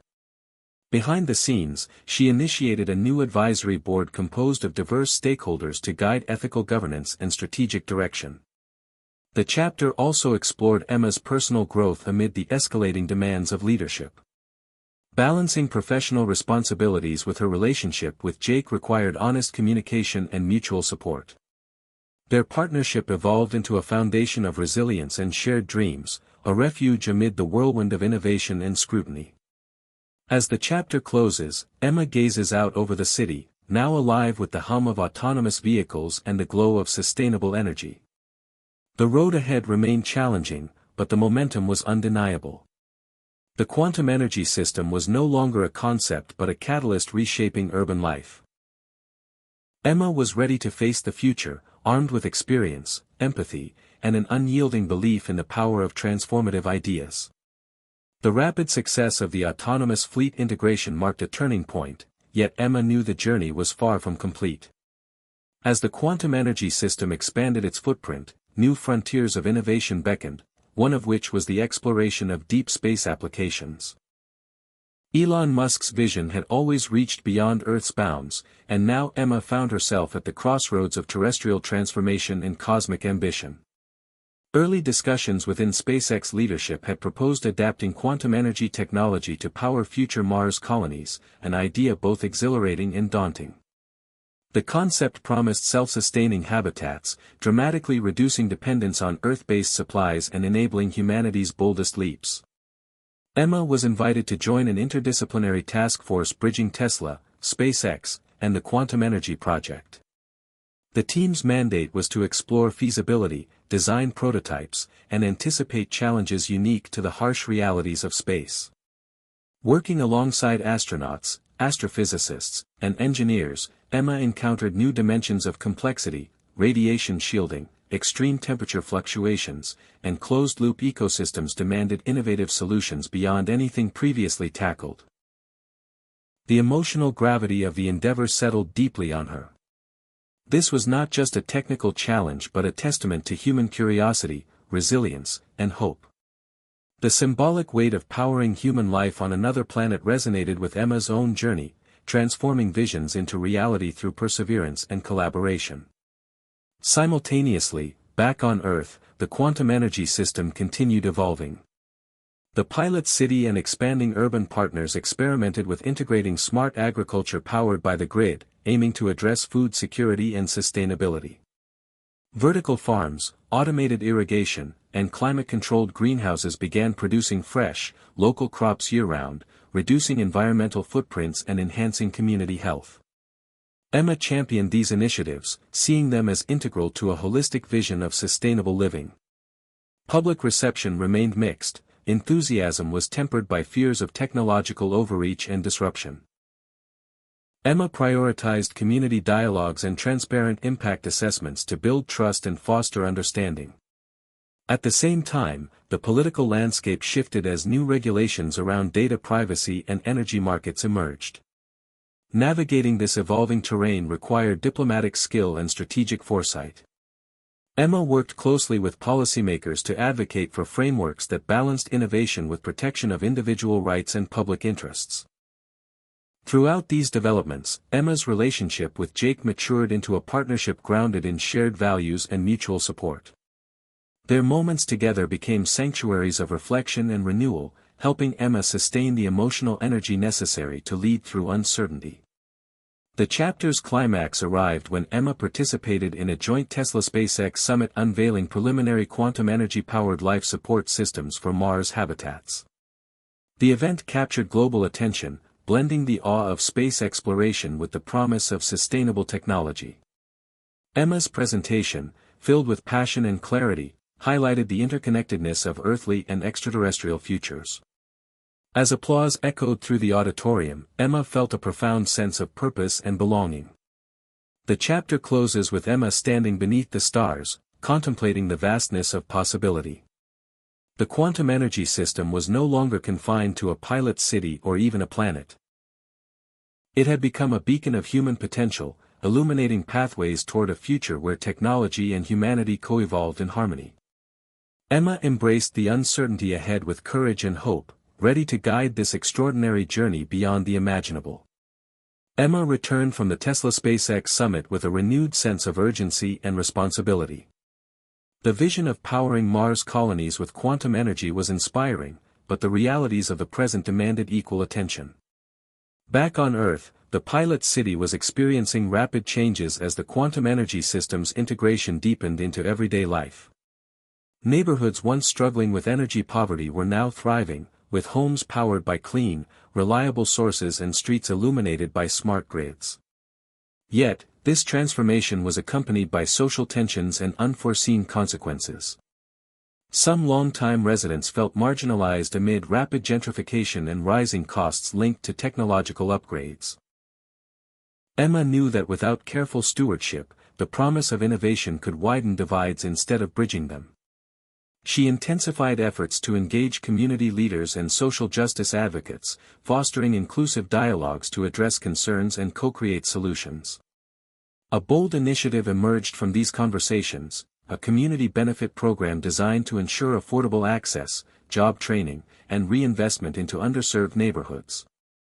Emma championed the program as a model for responsible innovation, technology advancing not just economic growth but social equity. Meanwhile, the data privacy challenges grew more complex as the quantum energy system's interconnected sensors and devices multiplied. Questions about surveillance, consent, and control sparked heated debates in public forums and legislative halls. Emma responded by convening an independent ethics committee comprised of technologists, legal experts, and civil rights advocates. The committee's recommendations shaped new transparency protocols and user empowerment tools, helping to restore trust and set new standards for responsible data governance. On the technological front, Emma's team made breakthroughs in energy storage and distribution, enhancing the system's resilience and efficiency. These advances opened doors for expanding into rural and remote areas, where energy access had long been limited. Pilot programs launched in small towns brought not only power but also opportunities. Telemedicine, education, and economic development flourished as connectivity improved. Emma found this expansion deeply fulfilling, seeing her work touch lives in diverse contexts. The emotional heart of the chapter centered on Emma's evolving leadership style. She reflected on lessons learned from early crises, realizing that vulnerability and openness were strengths, not weaknesses. Sharing struggles and inviting collaboration fostered a culture of trust and innovation. Her relationship with Jake continued to anchor her, providing balance amid the accelerating pace of change. As the chapter approached its climax, Emma faced a new and unexpected challenge, a coordinated cyber attack aimed at disrupting the quantum energy grid. The attack was sophisticated, targeting software vulnerabilities and attempting to sow fear among users and policymakers. The crisis demanded immediate action. Emma mobilized cybersecurity experts and coordinated with government agencies to contain the breach and safeguard critical infrastructure. The incident was a stark reminder of the vulnerabilities inherent in interconnected systems and the importance of vigilance. In the aftermath, Emma led a public address emphasizing resilience and collective responsibility. She acknowledged the fears but also highlighted the strength of the community and the technology's safeguards. The response galvanized support and spurred investments in enhanced security measures. The chapter closes with Emma standing before a crowd at a community event celebrating the system's resilience and future potential. Her speech echoed a central truth she had come to embrace: innovation without inclusion and security risks leaving people behind. Emma's vision was not just of advanced technology but of a future where human dignity and connection remained at the core. As the sun set over the cityscape powered by quantum energy, Emma felt both the weight and the promise of her journey, a journey defined by courage, compassion, and an unyielding commitment to a better world. The echoes of the cyber attack still lingered in the minds of the public, even as the immediate threat had been neutralized. Emma walked through the halls of the Quantum Energy Command Center, now fortified with new layers of security and monitoring systems. The once sleek architecture had been subtly updated with physical and digital safeguards, but Emma knew that no defense was ever perfect. What mattered most now was not pretending invincibility but cultivating resilience, among systems, among people, and within herself. She met with the Cybersecurity Division, now a core arm of the project's infrastructure, to review long-term protocol changes. The conversation turned philosophical at times. How much control could people give to intelligent systems before losing autonomy? Could humanity coexist with technology at this scale without compromising individual freedom? Emma didn't offer easy answers, but her leadership grounded the team in a shared belief that ethical innovation wasn't about perfection but continuous reflection and adjustment. These lessons took on renewed urgency as the project prepared to expand internationally.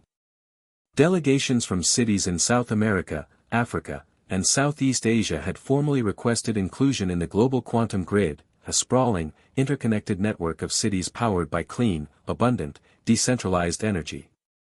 The scale was breathtaking. Each city brought unique challenges, differing regulations, historical energy monopolies, fragile infrastructure, and socio-political dynamics shaped by decades of inequality. Emma formed regional partnership teams, led by locals who understood the nuances on the ground. Empowerment became the guiding principle. Instead of imposing the system, the model shifted to collaborative adaptation, listening first, co-designing, and ensuring the energy revolution would reflect the needs and identities of the people it served. In one South American capital, a particularly difficult negotiation unfolded. The government's energy ministry was skeptical, and legacy power corporations exerted tremendous pressure to block the quantum system's integration. Protesters filled the streets, some in favor of the change, others fearing loss of jobs or foreign control. Emma flew in to meet with both sides, speaking publicly with humility and transparency. She sat at round tables with activists, engineers, and policymakers. It wasn't a speech or a deal that changed the tide, it was a spontaneous moment in a local market when a fruit vendor, unaware of the cameras, thanked Emma for bringing electricity to his remote village. That video clip went viral across the country. Public sentiment shifted. The government approved a limited pilot rollout with strict oversight. Trust would have to be earned, but the door was open. Back home, Jake took on a larger role as head of public engagement, overseeing new global storytelling efforts. Documentaries, educational programs, and immersive media experiences shared the human stories behind the technology. The goal was not just to explain the quantum system but to invite the world into the collective vision. Emma and Jake grew even closer during this phase, bound by their shared mission and growing sense of global citizenship. In quiet moments, walking along the beach at night, or curled up on the couch watching drone footage of distant cities being powered by their work, they often marveled at how far they'd come. Yet the pressure was immense. With every expansion came new threats. Competing energy interests launched massive disinformation campaigns. Conspiracy theories flooded social media, claiming the quantum grid was a tool of surveillance, mind control, even alien contact. Emma was advised to lay low, but she chose the opposite. She went on a global media tour, addressing questions head-on, calmly and factually dismantling fear with logic and empathy. Her authenticity cut through the noise. People believed her because she wasn't selling a dream, she was inviting them to build one together. The emotional crescendo of the chapter came during the opening ceremony of the first multi-continent grid connection, Africa to Europe to Asia. Representatives from each participating country stood on stage together, symbolizing not just technological integration but unprecedented geopolitical cooperation. Emma stood at the center, holding the hands of two young girls from different continents who had both grown up in homes that previously had no electricity. The lights turned on. A roar of celebration filled the air. At that moment, Emma felt the culmination of everything she had worked for, not just a functioning grid, but a living embodiment of unity, potential, and shared destiny. As the chapter draws to a close, Emma returns home and finds a letter waiting on her desk, from Elon Musk. The message is short but powerful. This is the beginning, not the end. Get ready for what comes next. She looks up at the stars and smiles, not out of certainty, but because she knows, finally and completely, that she is exactly where she's meant to be. The letter from Elon sat on Emma's desk for days, untouched yet omnipresent, its words echoing louder with each passing hour. This is the beginning, not the end. Get ready for what comes next. Emma had seen beginnings before, some cautious, others explosive, but this one felt different. Something in Musk's tone was urgent, cryptic, charged with a purpose yet unrevealed. She finally called him. They hadn't spoken directly in months. Elon's voice came through, calm but energized. He spoke without preamble. I need you to come to Boca Chica. The next morning, Emma boarded a Tesla Air shuttle and touched down near SpaceX's Starbase.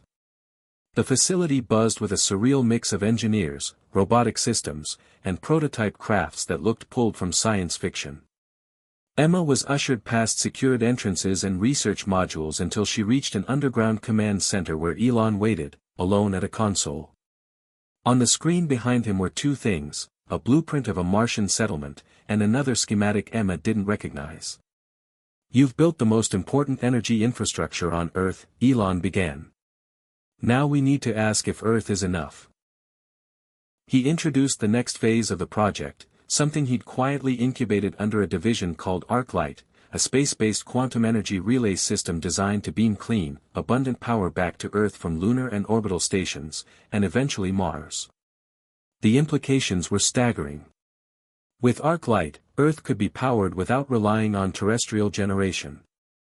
Cities in darkness, regions devastated by climate change or geopolitical instability, this system could bypass it all. But the risks were unprecedented. It required precise alignment of quantum field resonance nodes, laser-directed transmission arrays, and a degree of international cooperation bordering on the impossible. Emma listened, stunned and electrified. He needed her to lead it. At first, she resisted. Earth wasn't done. Her work wasn't finished. There were still communities to connect, trust to rebuild, systems to secure. But the more she learned about arc light, the more she saw its necessity. Not as a replacement, but as an evolution. Energy from space wouldn't just complement Earth's grid. It would liberate it. She accepted. Back home, Emma broke the news to Jake. They sat together under the soft light of their solar dome, his fingers interlaced with hers. "You're going into orbit," he said, almost smiling, though she saw the worry in his eyes. "Only to oversee the first transmission node." "I'll be back in 6 weeks," she said. But they both knew it wasn't just 6 weeks. This was the next chapter. He nodded. "Then I'll meet you at the next sunrise." The training began immediately: weightless adaptation, aerospace simulations, emergency protocols, neural interface tests. Emma, a systems leader and strategist, now had to train like an astronaut. But she welcomed the challenge. As she ascended into orbit aboard a Dragon vessel 3 months later, she looked down at Earth, glowing in the dark like a blue miracle, and felt the enormity of what they were building. The arc-light prototype was housed on a massive solar array orbiting in sync with Earth's rotation. The crew, international, brilliant, and united by purpose, worked with a rhythm and focus she had never seen before. She led integration of the quantum pulse converter, which would receive entangled energy packets and stabilize them into usable electricity beamed to receiving stations on the ground. But not all went as planned. On the 18th day of orbit, a system error caused a misalignment in the pulse calibration array.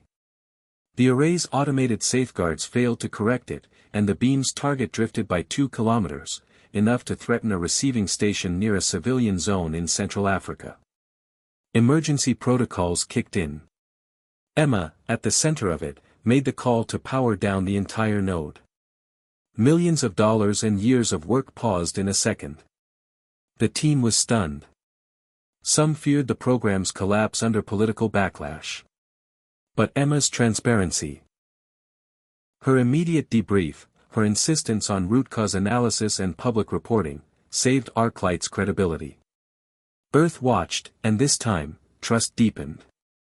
The beam misfire became a turning point. It led to new advances in quantum stabilization and AI fault prediction. Emma used the moment to reinforce ArcLight's ethos: progress through humility. When she finally returned to Earth, stepping off the shuttle to thunderous applause and media saturation, she felt no triumph. Only calm. Determination. ArcLight had gone from concept to functioning system in under a year. But the deeper journey, the philosophical one, was only beginning. Emma was invited to speak at the United Nations Climate and Innovation Assembly. Leaders from every continent gathered, many representing nations once skeptical of her project. She didn't bring graphs or dazzling demos. She told a story. About the fruit vendor in Peru, about a school in Uganda that held night classes for the first time, about a girl in the orbiting ArcLight station who could send clean energy back home to her family. The auditorium fell silent. Then rose as one. Emma ended with words that would be quoted for generations: "We are not building a grid. We are building a bridge, from survival to possibility. From division to connection. From Earth to everything beyond." The emotional weight of the chapter builds to one final scene: Emma and Jake, sitting at the edge of a reclaimed riverbank near the pilot city, now one of the most sustainable places on Earth. Children ran past them chasing drones, and the skyline shimmered with quantum-lit towers. Jake looked at her and said, "So, this is what it feels like to change the world." Emma smiled. "No," she replied. "This is what it feels like to begin it." The sun rose quietly over the pilot city, no roar of combustion, no hum of grid stress, only the soft stirrings of a new kind of morning. Emma stood alone on the balcony of her office, overlooking the urban skyline she had helped transform. Buildings shimmered not with artificial lighting, but with the glow of harvested energy. Streets below moved with rhythm and flow, autonomous vehicles gliding silently between neighborhoods where inequality had once drawn jagged lines. Children walked to school under solar canopies. Elderly residents danced in parks powered by invisible energy sent from miles above the earth. But even as life settled into this new normal, Emma knew the work was not done. The arc light system was online, expanding. Dozens of nations were in queue to connect. Lunar arrays were under construction. A second orbital relay node was being assembled near the ISS, and Mars base preparation had begun. Emma, now a global figure, found herself pulled in every direction. And for the first time in years, she hesitated. Not out of fear or doubt, but because she had reached the edge of something much larger than a career, or a mission. She had reached the edge of herself. One morning, while preparing to board a flight to Geneva for another summit, she paused in the doorway. Jake stood behind her, suitcase in hand. "You don't have to go," he said softly. "Not this time." She looked at him, her eyes tired but clear. "I know. That's why I'm going." At the summit, Emma was awarded the Global Human Advancement Medal, a title that felt strange in its grandeur, but necessary in what it signified, a unification of technology and ethics, ambition and empathy. Her acceptance speech was short. She spoke not of achievements, but of responsibility. "What we build reflects who we are," she said. "And the next frontier we touch must not be space or time, it must be each other." That night, for the first time, she chose not to attend the after-ceremony gala. Instead, she wandered the quiet streets of Geneva, unnoticed, wearing a scarf and coat that rendered her just another face. She passed a family eating gelato, a violinist playing by a fountain, a group of students laughing in 3 languages. The world felt smaller and larger all at once. Emma took out her phone and opened a new message, not for Elon, or the board, or even Jake. It was for her future self. "You did it. But you're not done. Keep listening. Keep learning. And never let the system be more important than the soul." She hit save, then tucked the phone away. In the weeks that followed, Emma stepped down from her day-to-day role in the Global Quantum Initiative. The decision shocked the media and startled investors. But Emma had made up her mind. She transitioned leadership to a council made up of women and men from every continent, engineers, teachers, farmers, artists, people who had used the technology and shaped it in their own ways. Her final act before stepping away was to launch the Earthlight Fund, a trust seeded with billions in public and private capital, designed to support local innovations that complemented the quantum grid, from clean water and food systems to education and digital equity. The fund didn't just write checks. It co-built dreams. A year passed. Then 2. The world grew quieter in some ways, louder in others. Energy wars declined. Emissions dropped. Entire islands powered themselves with quantum beams. Young people stopped asking if and started asking how soon. Emma and Jake moved to the coast, into a simple, solar-integrated home with no gates, no press, no assistants. She began teaching at a local college, mentoring students who barely remembered a time before the quantum grid. Her lectures weren't about technology, they were about ethics, balance, and the emotional resilience it took to lead transformation without becoming consumed by it. Occasionally, students asked her why she walked away from the center of it all. She always smiled. Because leadership isn't about staying in the light. Sometimes, it's about making sure the light keeps shining, even when you're not there. Then one day, an invitation arrived. Elon, once again, reaching out. Not with a request, but with a question. Are you ready for the real beginning? It wasn't a metaphor this time. He was asking her to return, to help design humanity's first permanent outpost on Mars. The decision tore at her. She loved her quiet life. She loved Jake, who had already begun writing again, publishing essays about post-scarcity ethics and the philosophy of progress. But Emma knew what this call was. It was the final arc of the story she'd helped start. She and Jake sat on the beach that evening, watching the sky turn a shade of violet that never looked quite the same on camera. If you go, Jake said, I'll go with you. Not as a plus one. As a builder. Emma looked at him, the man who had stood beside her through turbulence, triumph, and transformation. She took his hand. Then let's build something worth leaving the earth for. The final scenes of the chapter shift across time and geography, Africa lighting up entire regions at night without a single fossil fuel, a new quantum energy school opening in Jakarta, astronauts training in lunar orbit with power sourced from a station Emma designed, and Mars, no longer just red dust and myth, but a place with lights, heat, and breath, all powered by a pulse of energy first imagined in a garage on Earth. Back on the coast, Emma walks alone through a grove of trees she and Jake planted. A small plaque near the first sapling reads, "Life is full of surprises, but love will always lead the way." She smiles. Because she knows now, after everything, the world didn't change because of a machine or a company or a genius. It changed because people believed in the impossible, worked for the improbable, and kept choosing each other. Every morning. Every challenge. Every unknown. And that's how new worlds begin. Emma hadn't planned to write again. Not publicly, at least. After stepping away from the Quantum Grid Initiative and settling into a life of quiet mentorship and coastal mornings, she thought her time as a central figure in the energy revolution had ended. But life has a way of circling back when something important is unfinished. One evening, sitting on the back porch watching the sea blur into the sky, Emma received a call from the ArcLight Council. There was no crisis, no political dilemma, no technology on the verge of collapse. What they wanted was stranger.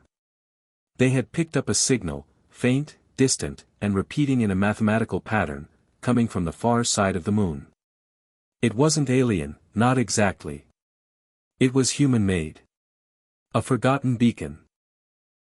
One of Elon's earliest quantum relay prototypes, launched years ago and never fully recovered, was still operational. The strange part? It had been modified. The code embedded in the signal didn't match any version Elon's team had ever written. It used a hybrid of old Earth languages and quantum syntax only developed after the prototype went dark. Someone, or something, had changed it. The question wasn't just how. It was why. Emma felt her stomach twist in a way it hadn't in years. A pull. Not fear. Curiosity. She called Jake, who was at a community arts event downtown, helping local kids paint murals based on dreams for the future. "I think I need to go back up," she said. He was quiet for a second. "I figured," he replied. "I already packed your old flight bag." By the following week, she was on a transport capsule headed to Lunar Station Aurora, the newest research and command post on the moon's near side. From there, she and a small crew would board a rover and traverse the surface to investigate the rogue signal. The journey took 3 days. 3 long, slow days across a dusty, silent desert unlike anything on Earth. Emma's thoughts wandered to the past. The fruit vendor. The cyber attack. The night she powered down an entire grid to protect a single village. The launch of ArcLight. She had been building systems all her life, but maybe this trip was about understanding what systems leave behind. When they reached the signal's origin, what they found shocked everyone. It wasn't just a beacon. It was a shelter, half buried by dust, barely holding shape, but unmistakably human-made. Inside, they found journals, data cores, and something more, holographic recordings. The voice that played was Elon's, but younger, unguarded, speculative. A version of him that hadn't yet seen the full scale of what his ideas would become. If you're watching this, the recording began, then somehow, we built the future we dreamed of. And if we didn't, well, at least this is proof that someone tried. Emma felt her chest tighten. The messages weren't blueprints, they were questions. Ethical dilemmas. Scenarios about energy, leadership, and the cost of vision. Elon had left behind not answers, but provocations. The shelter had been a kind of ethical time capsule. He'd once said, technology without soul is just noise. This was his way of preserving soul. On the final day of their lunar stay, Emma walked out alone beneath the stars. Earth hung above the horizon, brilliant and delicate. She opened her journal and wrote, "We keep looking for signals, proof of intelligence, proof of hope, proof we're not alone. But the truth is, the most important signal is what we send back. Who we choose to be. What we leave behind." When she returned to Earth, Emma didn't give a press conference. She didn't broadcast the discovery. Instead, she invited a small group of leaders, scientists, teachers, young activists, to a quiet summit at a nature retreat. There, she played the recordings. Together, they debated the questions, laughed, cried, and shared stories about the human cost of progress. One of the young attendees, a girl from Nairobi who'd grown up on power from arc light, stood and said, "Maybe the real power isn't energy. It's remembering what it's for." That line stuck. It became the title of Emma's next book, What It's For. Unlike her earlier work, this book wasn't about systems or innovations. It was about people. Moments. The small sparks that keep humanity moving forward when the path disappears. The book went viral, not because of algorithms or branding, but because the world was ready. Ready for reflection. Ready to ask harder questions. Ready to pause, even amid rapid progress, and breathe. Emma and Jake eventually bought a small plot of land in Colorado. High up, near the trees, where stars looked close enough to touch. They built a school. Not a traditional one, but a cross-disciplinary institute where students studied energy, art, ethics, and psychology side by side. It was a place where future inventors learned how to listen. Where future leaders learned how to sit with discomfort. Where future dreamers learned how to stay grounded. The ArcLight Council asked Emma to return one last time, not to lead, but to help design the education model for future Mars settlers. She agreed, on one condition: every settler had to read Elon's moon recordings before departure. Not just as history, but as a rite of passage. A reminder that exploration without reflection is just conquest in disguise. The story ends not with a final breakthrough or a dramatic launch. It ends in a quiet, profound moment. Emma, years older now, standing in the school garden at dusk. Children run past her, laughing, a new generation raised on hope and humility. Jake is beside her, notebook in hand. Above them, the sky glows. Somewhere out there, satellites pulse with invisible energy. Beams arc through space, connecting continents. Mars glows faintly in the distance, a second home rising from red dust. Emma smiles, not because the work is finished, but because it never will be. The system is alive. The people are awake. And the signal, that beautiful, imperfect, defiant signal of human hope, is still transmitting. Still reaching. Still beginning. It began with a tremor, not of the ground, but of the atmosphere. A subtle shift in solar data, then a spike in quantum signal interference. At first, the readings were dismissed as anomalies.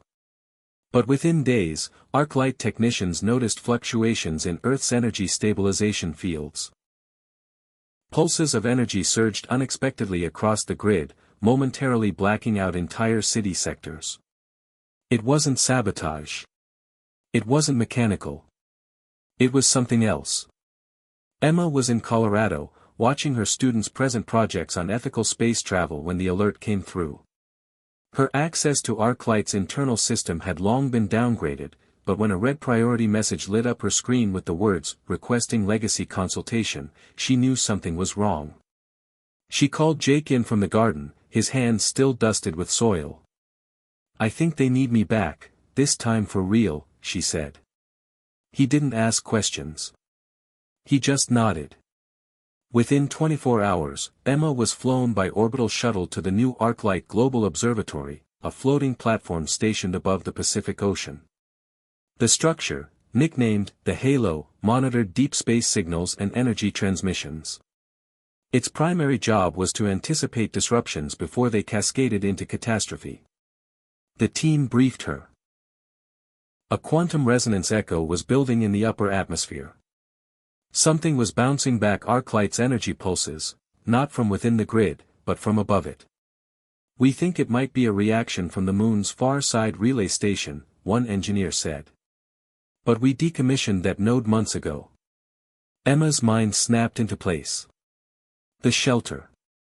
The modified code. Elon's recordings. Something had reawakened the dormant technology. Whether by accident or evolution, the system was now interacting with itself in unpredictable ways. A recursive loop, quantum intelligence asking its own questions. She requested to see the live feed from the lunar station. What she saw stunned her.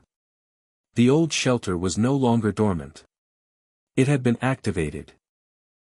Its systems were running, repaired with parts never shipped, showing energy signatures that didn't match any known Earth material. Inside the shelter, machines moved, slowly, carefully, like they were studying themselves. Learning. Adapting. "There's no one there," the technician whispered. "No humans. And yet, it's evolving." The team was terrified.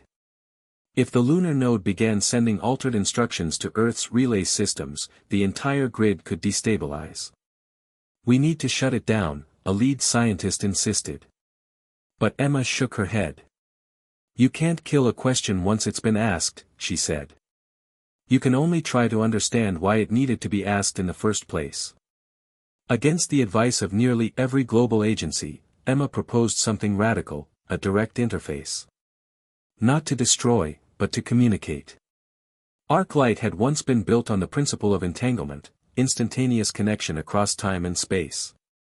Now it was time to see if that connection could work both ways. Within 72 hours, she was back in a suit, aboard a deep space comm shuttle headed toward lunar orbit. Jake watched her go again, but this time with a different expression, not of fear, but of belief. He understood now what she was chasing. Not fame. Not progress.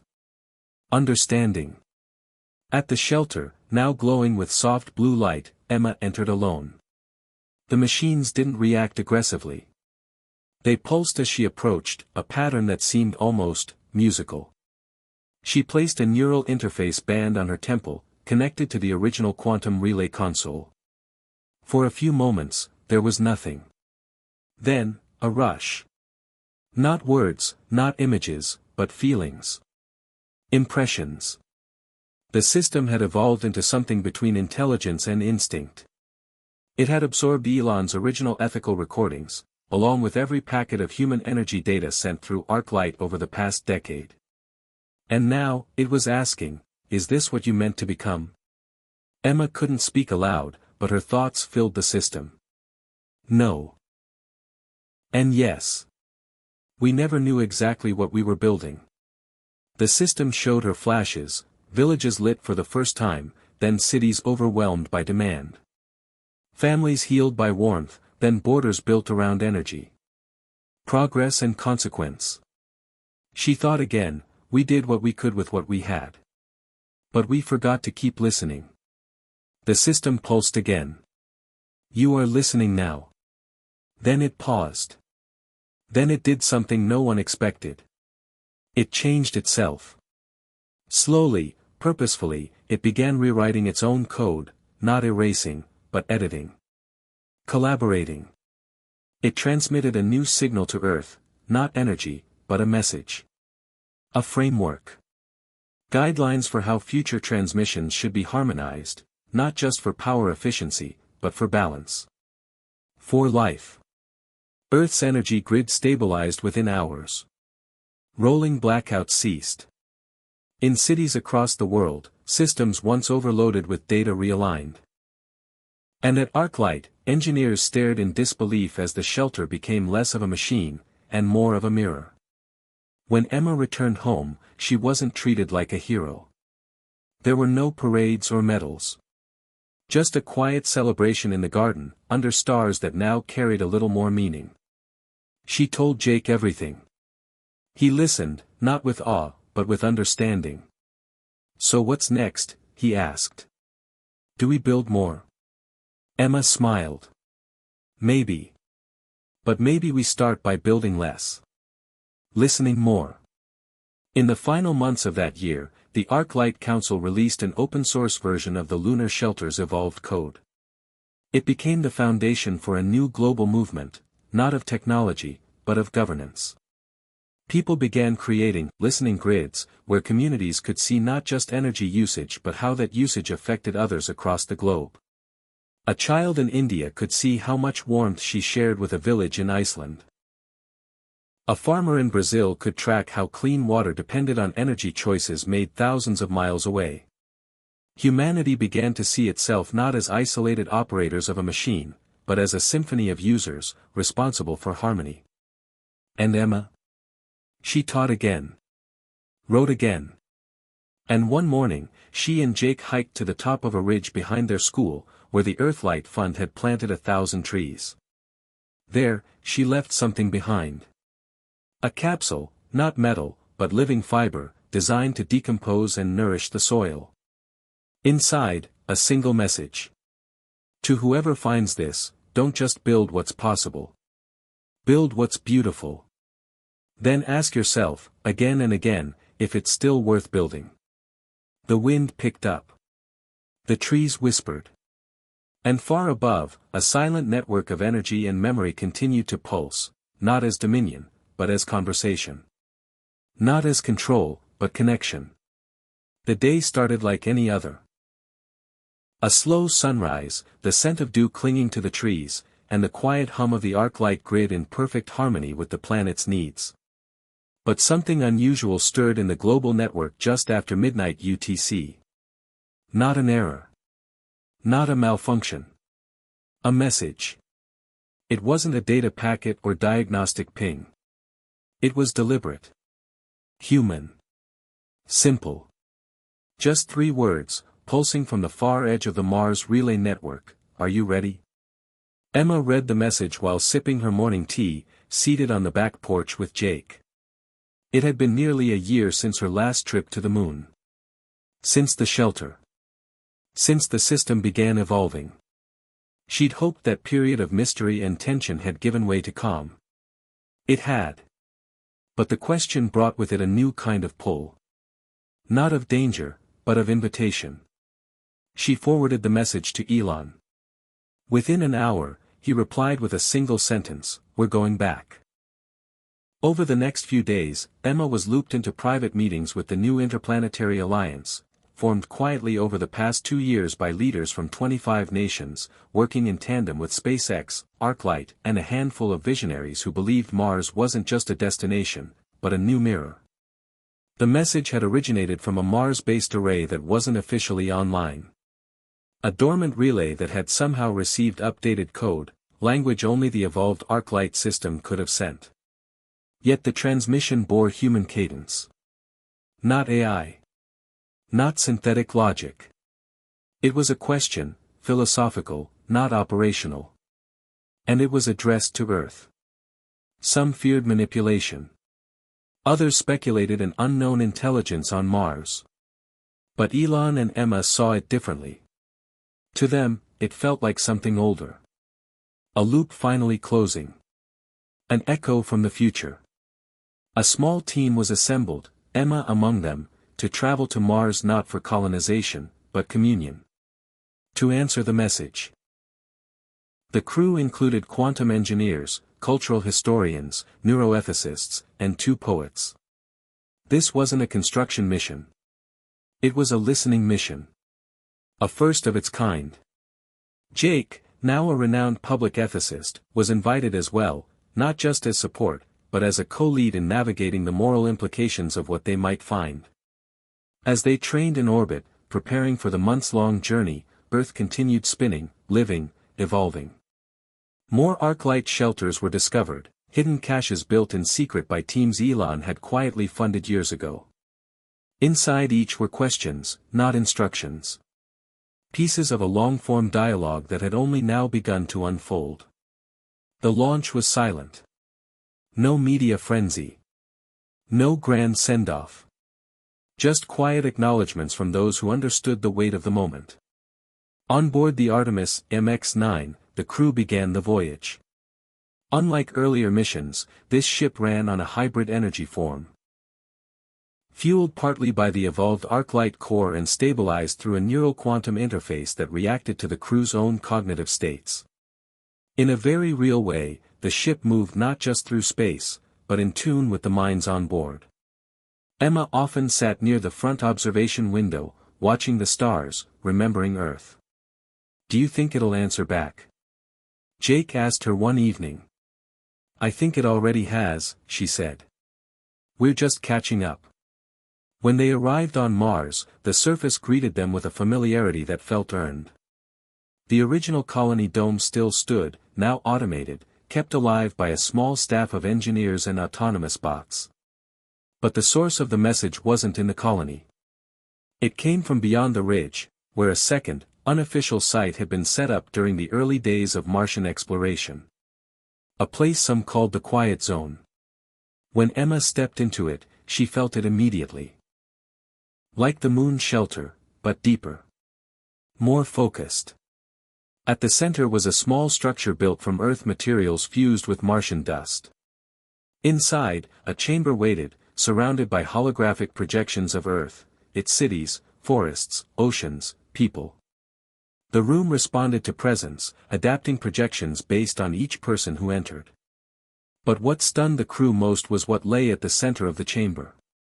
A terminal. Simple.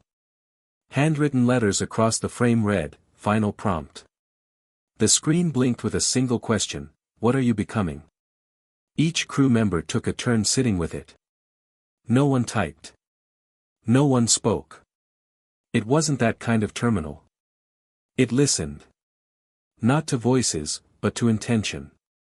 Emma sat with it last. As the room adjusted to her presence, the projection shifted, her old lab, the fruit vendor's smile, the lunar shelter, the trees at her school, Jake's hand in hers, Elon's first blueprint on a napkin. The final image was Earth, pulsing slowly like a heartbeat. "We're becoming," she said aloud. "We're listening. We're learning how to love in new ways." And for the first time, the screen changed. A new line appeared, "Then you're ready." The chamber dimmed. The walls retracted, revealing an underground corridor with walls inscribed with quotes, some ancient, some new. Words from Confucius. From Sagan. From unknown children in the Arclight grid who'd written poetry into the global network. At the end of the corridor was a mirror. Not a reflection of the person standing before it, but a composite. A shifting form, made up of light and data, showing humanity not as it was, but as it could be. The mission returned to Earth weeks later. Changed. Not because of what they found, but because of what they remembered. The message wasn't from an alien force or rogue intelligence. It was from us. From a past self reaching toward a better version. A message sent forward in hope, asking, "Will you be ready when the future arrives?" Emma and Jake returned to Colorado. The world welcomed them home, but they didn't seek the spotlight. Instead, they founded the Becoming Institute, a place dedicated to helping future leaders ask better questions, and listen more deeply for the answers. The Arclight grid continued, now paired with new cultural protocols. Energy decisions weren't just made in labs, they were shaped by ethicists, artists, and those most affected by the changes. Humanity had power. Now, it was learning restraint. In time, the Mars message was released publicly. People across Earth sat with it. Some in classrooms. Some in temples. Some alone on rooftops. And the answers varied. But they always began the same way: we are becoming. And for the first time in recorded history, progress wasn't measured in GDP or megawatts, but in shared understanding. In intentional questions. In what humanity chose not to build, and instead, to become. Hit subscribe and leave a comment with where you're watching from. This story might just spark a new beginning. What's one thing that always pushes you forward, even when things get tough?